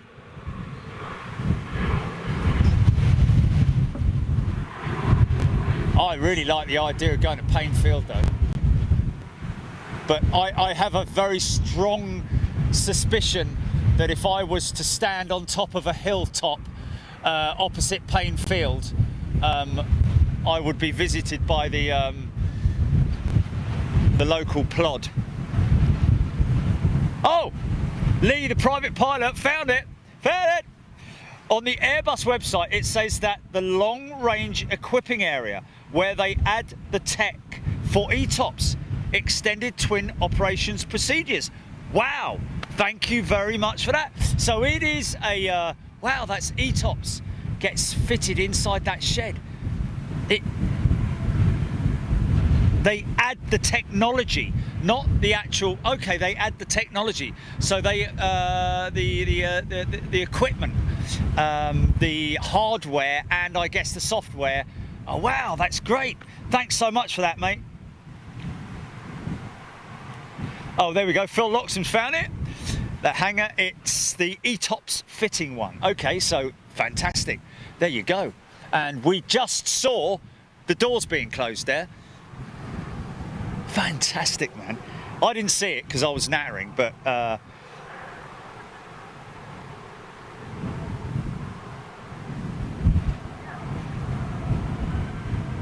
Okay, so they fit the fly-by-wire controls and fit out the cockpit.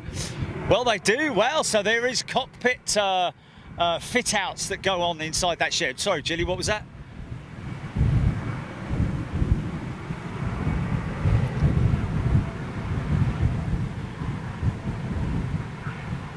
Jerry, you can go get an app, AG app. The site, like Lee says, it... Okay, okay. Thanks, Mark. Yeah, and Lee, thank you for that.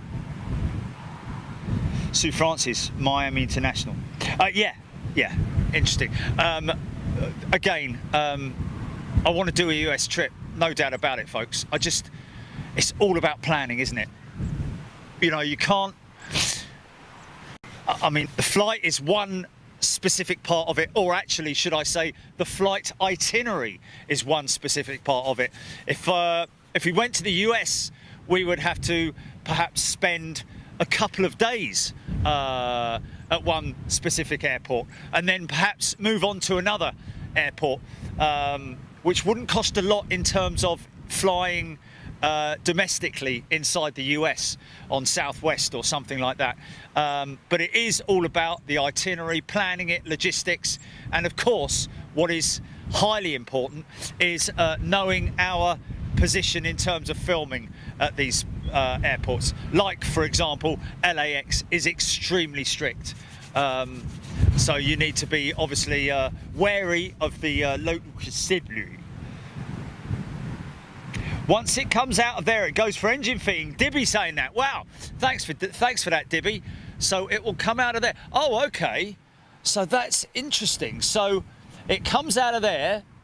This one here, this Rwandair 330 that's sitting over there, came out of there earlier. And there was another one that came out of there. Sorry, there was another one that was... Actually, no.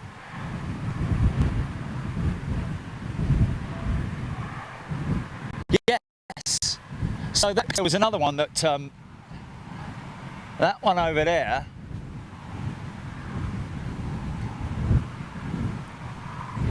He was in that position where the Rwandair 330 is, or was, or is, the Rwandair. So the actual, so that's quite a long procedure, because that Rwandair 330 was in there, that fit-out shed.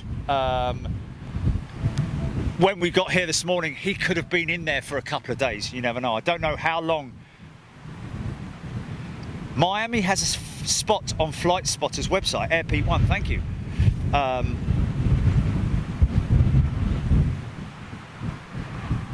Is there? Is there really? Derek Heslop saying, what about Madrid? Okay, what goes on at Madrid in terms of international traffic? We'll go anywhere, guys. You know, you just call it and we'll look into it. I mean, this trip was planned like literally last week. And the reason being was because we had so much, the wind was just 09, 09, 09, 09. I just thought, well, let's just get out of the country and go somewhere else, give you guys some more viewing. And yes, Madrid, let's do it if it's good. Wow, Mark Cox, it's an app called AG app. Okay, let me just grab that on my phone now.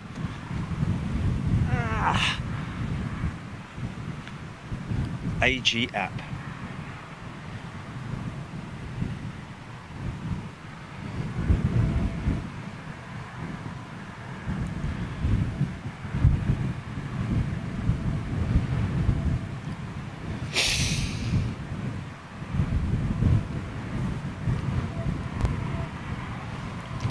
It's a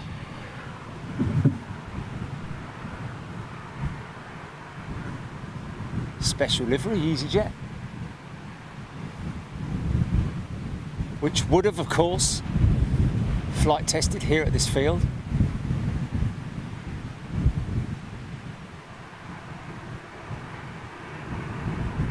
What's that? Oh, okay, that's why I couldn't find it. What's it called? What's the full name again? Site Map AG. Okay.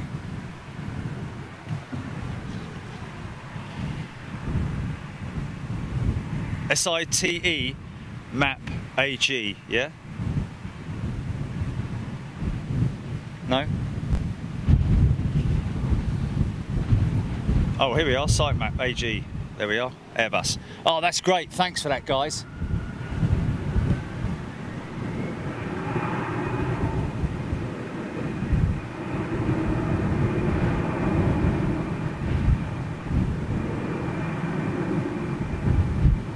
Oh, that's great. That's a great. Who was that?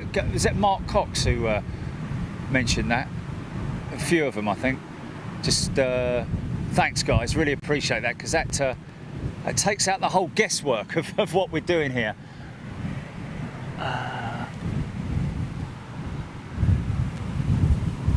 me just have a look at that.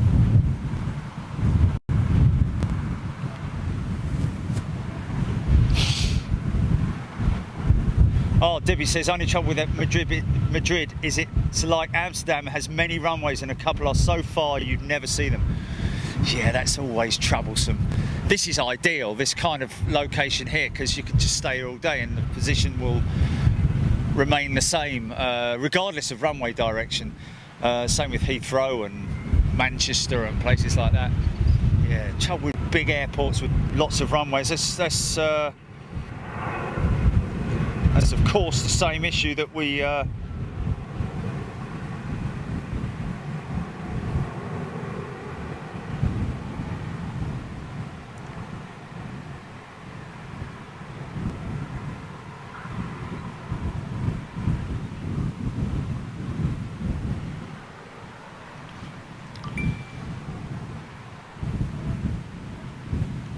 Southend. Fantastic. Darren Golding asks if you've ever been on the T5 Mound. No, Darren, is the answer to that. Driven past it many times.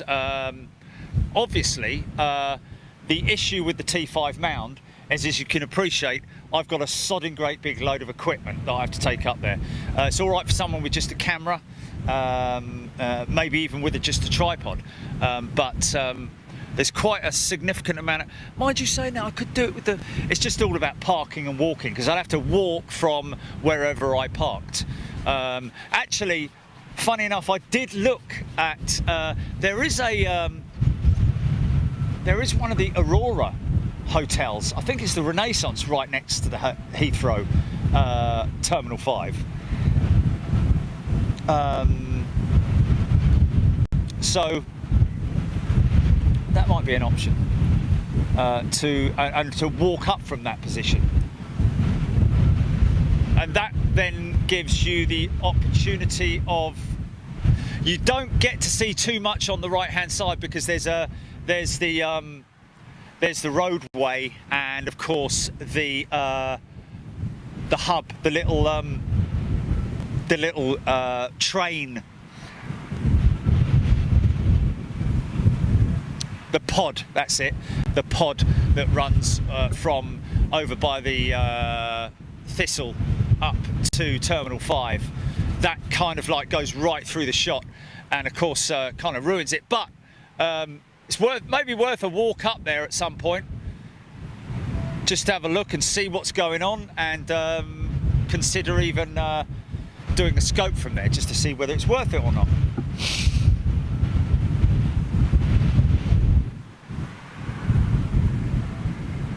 Dane Grayson, I'm going to watch this back, but you're still live, so that'll be tonight's viewing.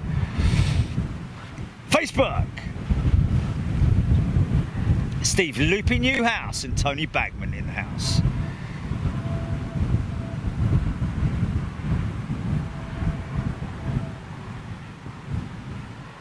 Is Facebook frozen, or is that just lack of comments on there? Okay. Reading out Facebook comments if you want to comment, folks. Attention all Facebook. Hello Facebook. Hello. Are you there Facebook? Hello.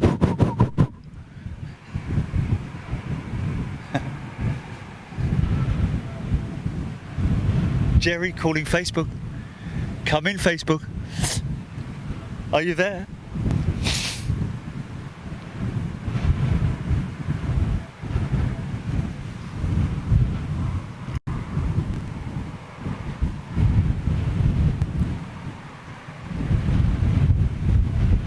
Well, hey, there we are. Donna O'Brien, Scott Tarpley, Stevie Luby Newhouse, Trisha Guy, David Warren, Michael Field, Eunice Livesey, there we are. It's like ping.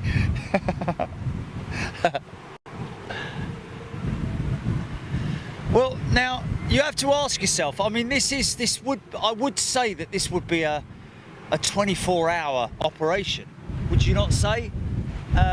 However, do they shut it down? Is that on the app? Scott Feltham, not in Feltham. Rob Cartman, avez-vous un cuppa? I did have a cuppa. And I went a long way to get it, and it was the smallest cuppa I've ever had. Right, John Hucklesby, Dave Mercer. Shh, we're sleeping. Sorry I woke you up. There's somebody at the door. So is there anything on the app just when you're on the app on that sitemap AG? Let's just see if I can find it.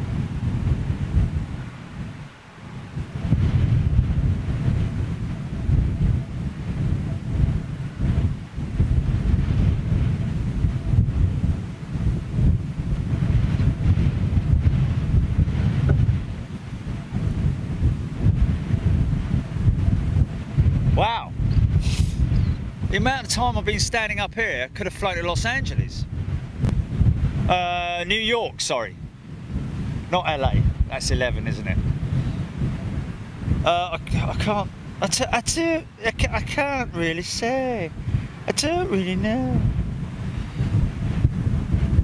Michael G. Kelly, that's my pleasure, my friend. Thank you so much for your company as well. Ian Parker.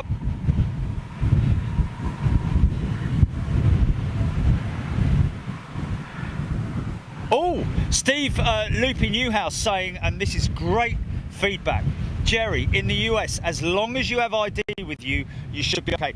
Very true indeed. I lived in the US for 4 years, and I had a number of occasions where I was filming and I did get pulled up by the old bill, and they literally just wanted my ID, asked me what I was doing there, and so on and so forth. The only thing I'm just worried about is that, you know, if I'm live, but at the end of the day, little bit of a white lie, you know, like, well, guys, I'm just filming here, I'm just video, you know, I'm you know, videography and all that sort of thing.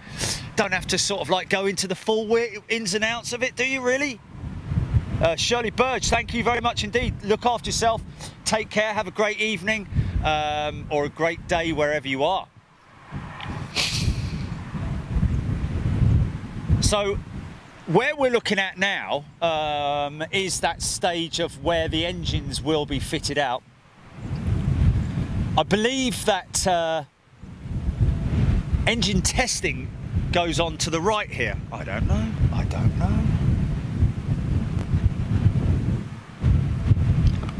Thanks, Scott. Appreciate it. Thank you, Wendy. What? What's that? What? Emergency. Oh, what?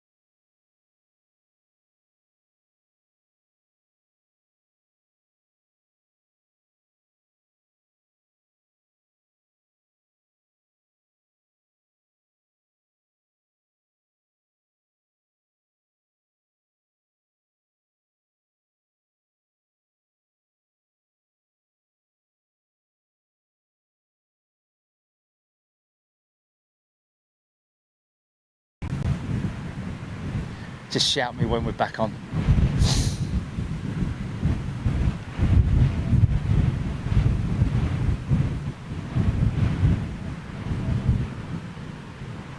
Look at that engine, folks. Apologies for the loss.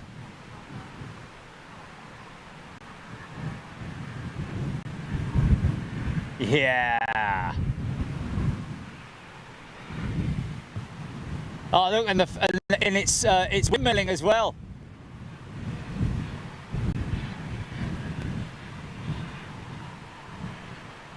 Yeah.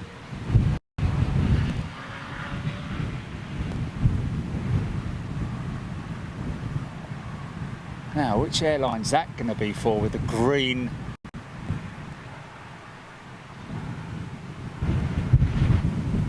No, that's the wrong green. Yeah, I think so. It's too...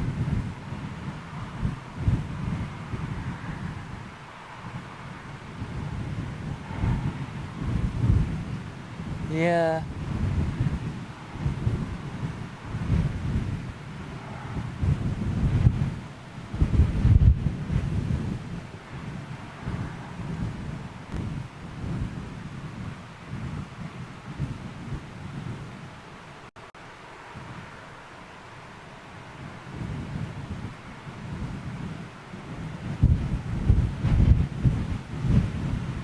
Has it got... Yeah. Maybe... It looks a little bit too light green for me.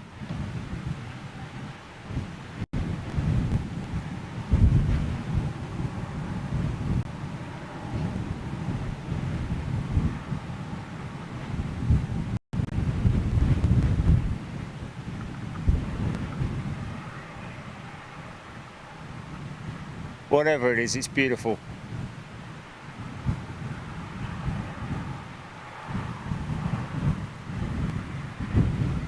Yeah, gonna have to look for that, because when I compare that green, yeah, you look at that green, then you look at this green, look at that green, and then look at that green. That's a much deeper green than that green. That green is very sort of like, it's too. Yeah, it's a matte green on the darker matte green. Either way, whatever it is, that's just a beautiful piece of technology being driven by a little truck there. Loving that. Windmilling as well. Shows the precision of those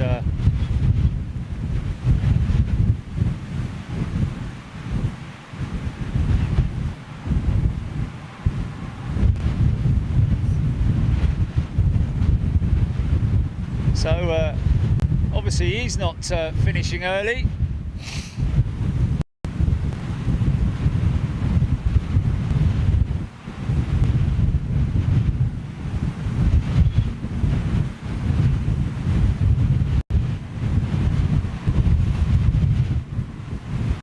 Paul Martin, TAP.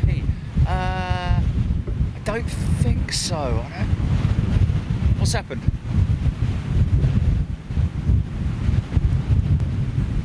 Look at him all on his own down there.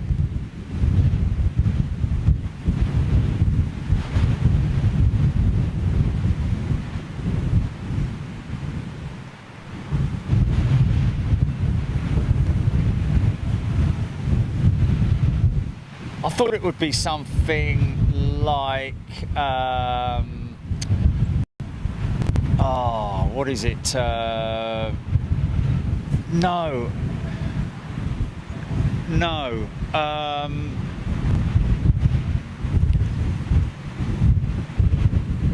Possibly, yeah, possibly Turkmenistan.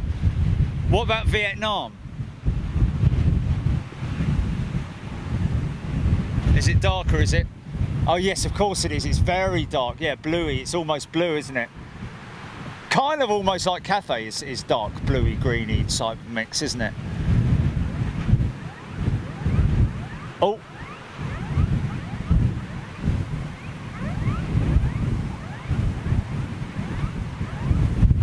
Alarms. I hear alarms.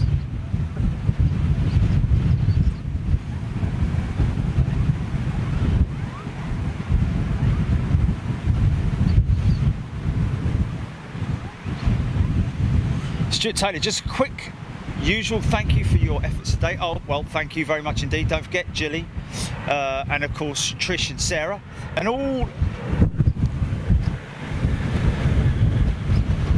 the clan. Been another great day. Thank you very much indeed, Stuart. Thank you so much for your support, folks. Great to have you on board. Great to have your company. I'll be honest with you, I know these guys come out here tirelessly videoing for their own video channels and so on and so forth. I don't know if I could do it. I could only do it with you guys literally with me at my side. Airbus A330-941 from Joburg, about 16 minutes out. John Hughes, Airbus A340-900. A330-900 from Joburg, about 16 minutes out. From Joburg, which airline's that? What's... Hey? From Joburg? Richard Bonfield.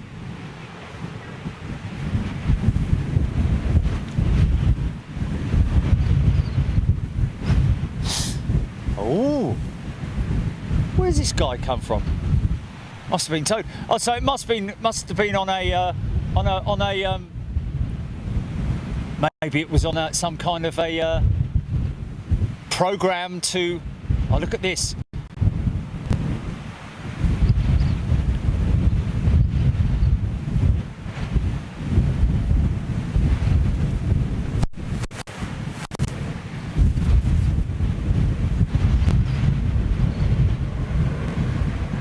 No winglets fitted yet, so they are literally bolt on, the winglets. It's just incredible to think that they bolt those things on to the wingtips.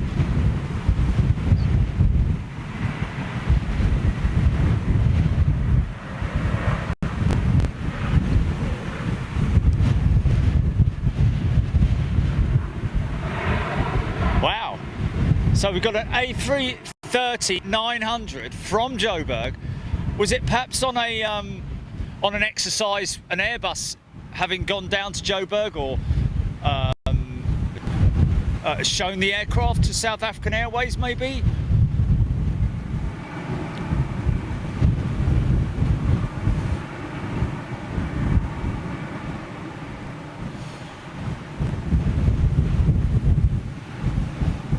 Wow. So it's an old aircraft then. Well, I say an old aircraft. It's over a year old. Well, well.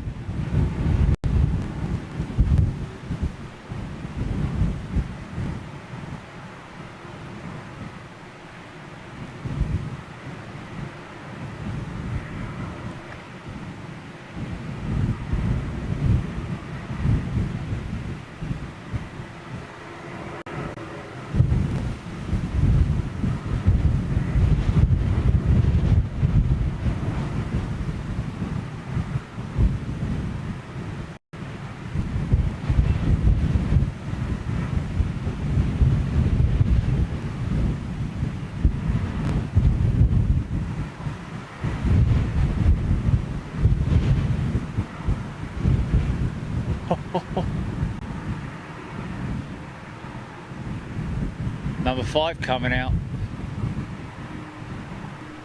If you missed the Beluga earlier on, folks, here's another chance to see her.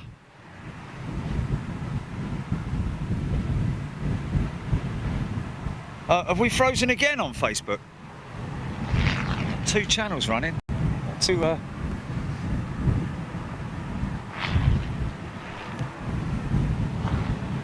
Bloody hell, someone flying a kite behind me.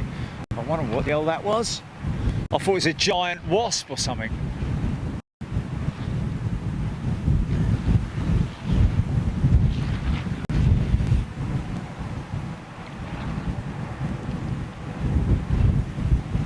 Feel lots of, yeah. Well, Looks like we're going to get something pretty special. So this one of their test aircraft, this 330-900 then.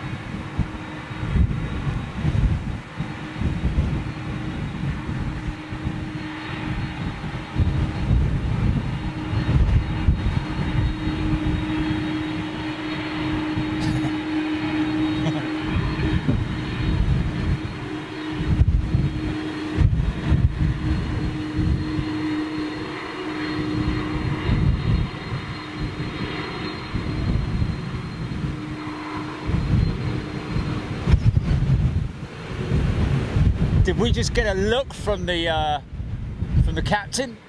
Did we get a look from the captain? Just have a look at that, folks. Got a lovely big flipping nose full of jet A1 though, I tell you. As the sun comes out again.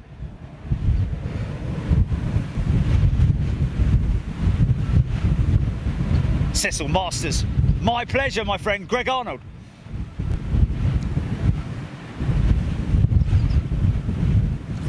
Okay, Beluga.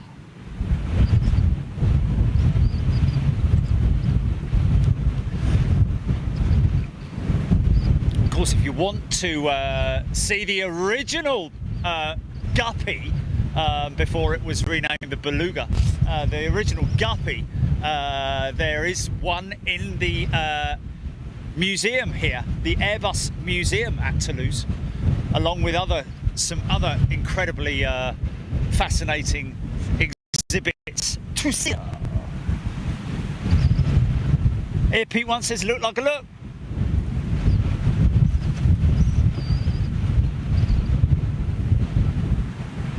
Darren Golding, yes, I'm right on your level as well, mate. I just love aviation in terms of its technology, in terms of the curves, the lines, the hello, what's that all about? Why is it doing that? You put me on hold, Jilly. Oh, there we go. Keith Bryant, thank you very much indeed. Tom Ernst, still watching the show. Yes, indeed, do love my aviation. I'm not interested in the numbers. I'm not interested in registrations or anything like that. But actually, saying that, registrations, yes, I do. I do like putting out the registrations for, or zooming into registrations for individuals who do like to. Or if, for example, it's a rare aircraft and we manage to see it purely based on its registration. However, I'm mostly interested in the engineering of it, the design characteristics, and everything technical to do with aviation.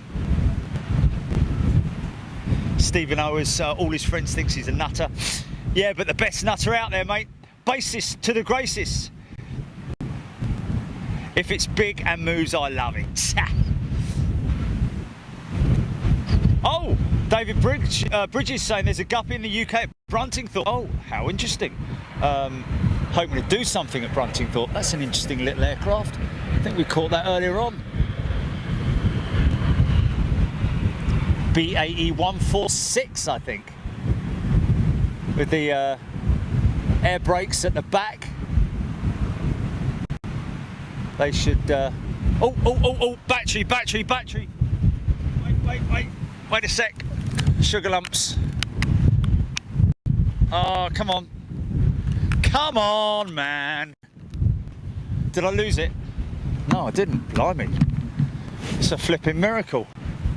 That is a miracle. I'll tell you what, that's a good thing with this camera, is it gives you a little bit longer than the last one did to change out the battery. So just give me a second, folks. I'm just gonna... Oh, on it.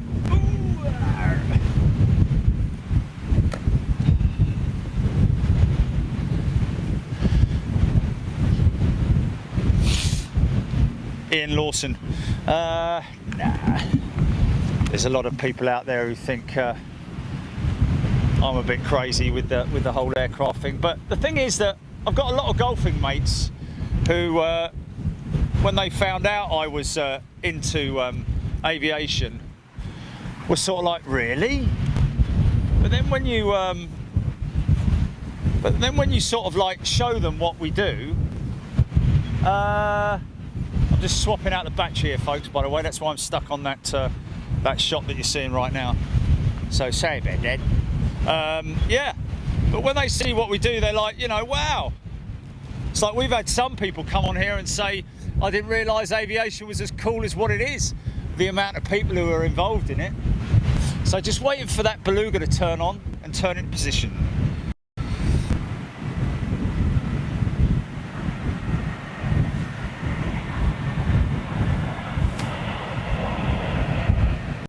Every chance there is a chance that that aircraft there, its wings were carried by the Beluga that you're just about to see go out. There's a good chance, a possibility. James O'Brien, yeah, MotoGP.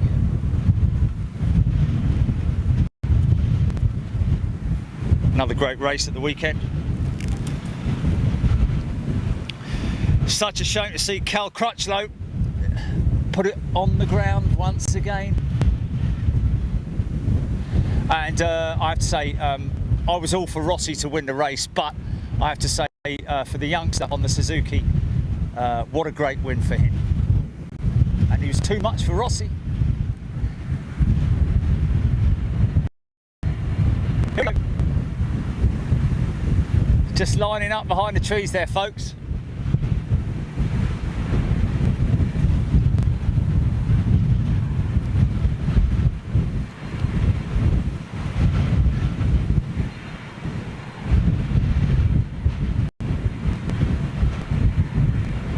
Wow, Darren Golding. Glad I could help, man. Hey! That's brilliant.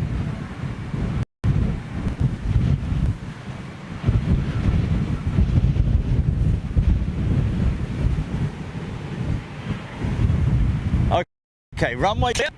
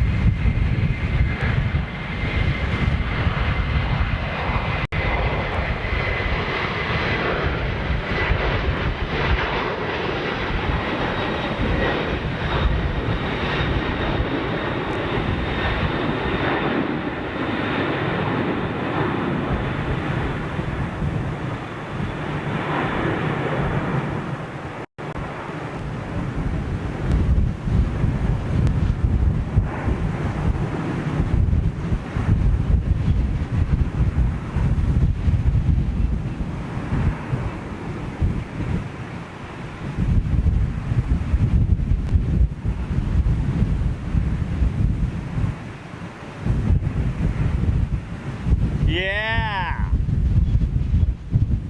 Reach for the skies!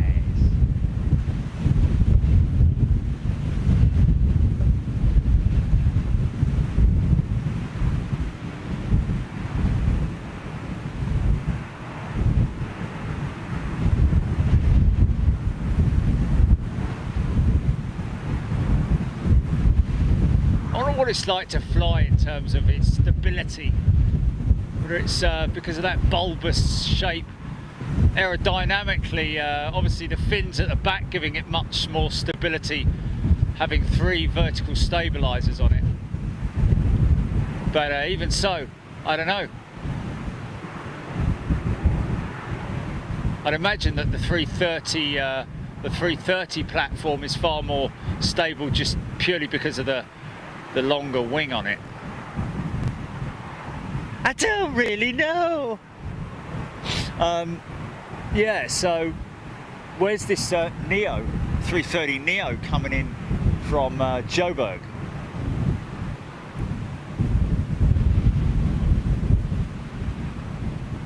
Oh, it's close by, it's close by. So we're going to lock out on this position, folks.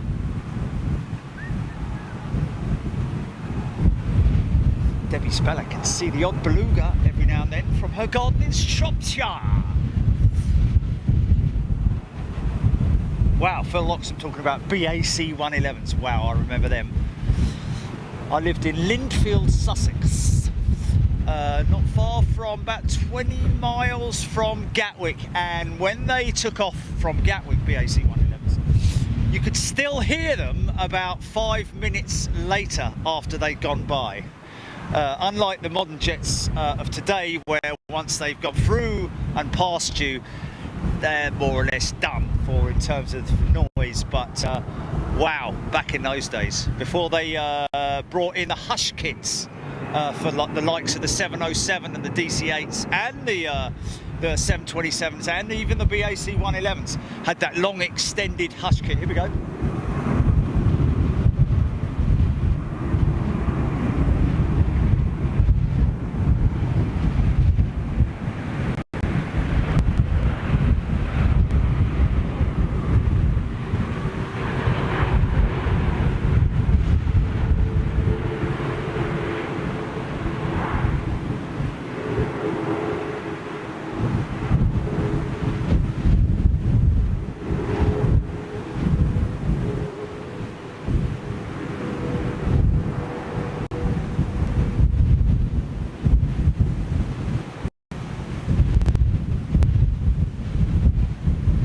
Smooth, no reversers, all on the brakes, all on the speed brakes, on the air brakes, just incredible, man, so impressive. And yet that aircraft is over a year old, so that must have been on a sort of like familiarization flight, perhaps out down in South Africa. Maybe, no, I wouldn't say climate testing, that would be a silly thing to say. Bloody hell, it's getting a bit chilly up here, folks. Can I go home? Not that I want to, I'd love to stay here all night, but it's blowing a gale now, and it's bloody freezing! Bloody freezing up here it is. I'm a southern softy, not used to these northern winters. Need a big fluffy white coat. That is about it though, isn't it? I think we've done like nigh on how many hours? 7 hours?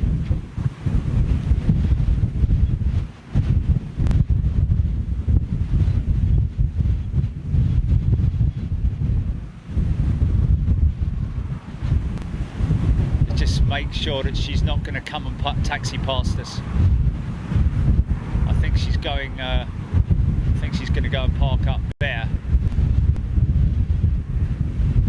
I think there were no reversers activated because she's literally she's going to park up down there, so she could just roll out the entire length of the runway without applying any reverses. Didn't need to stop at any specific time, etc., etc. Well, how's about that, folks? How about that? Wow, cool. My old mince pies are done in.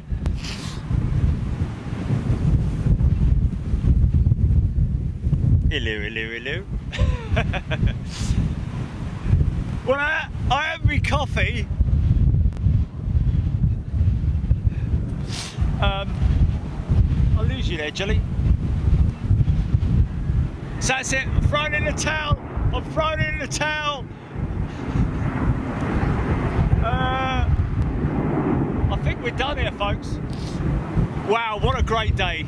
Thanks for popping in and saying hello and joining us. I know a lot of you have been here all day, and it's been great. What a successful trip we've had. Now I've just got to go and sit in the terminal for 2.5 hours. But yeah, no, it's all good. It's all good. Thanks so much for joining us, folks. Looks like we might do the paddock on Saturday because there's still 09 operations, and someone promised me a coffee. So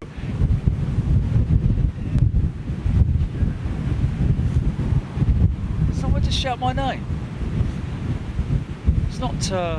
Oh yeah, John Nowajka is going out of Heathrow this Saturday, isn't it?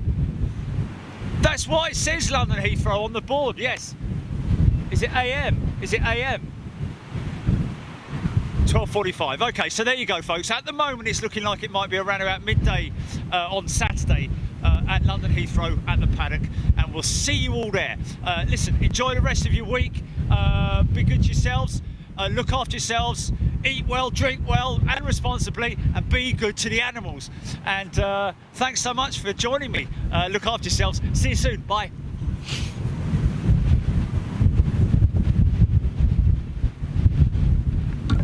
Oh, flipping heck. It's cold, it's cold, it's cold, it's cold.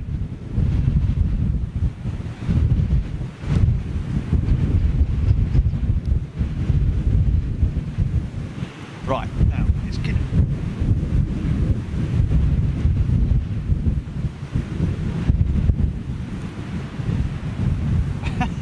Ironing them all day. Oh. I just stood on my glasses. Did I? Or didn't I? No, I didn't. Why, you little? Right, okay. That's good in there. It's going to take me 20 minutes to pack this down. We're not in a rush. I've got to get Frank, the taxi driver. Pierre.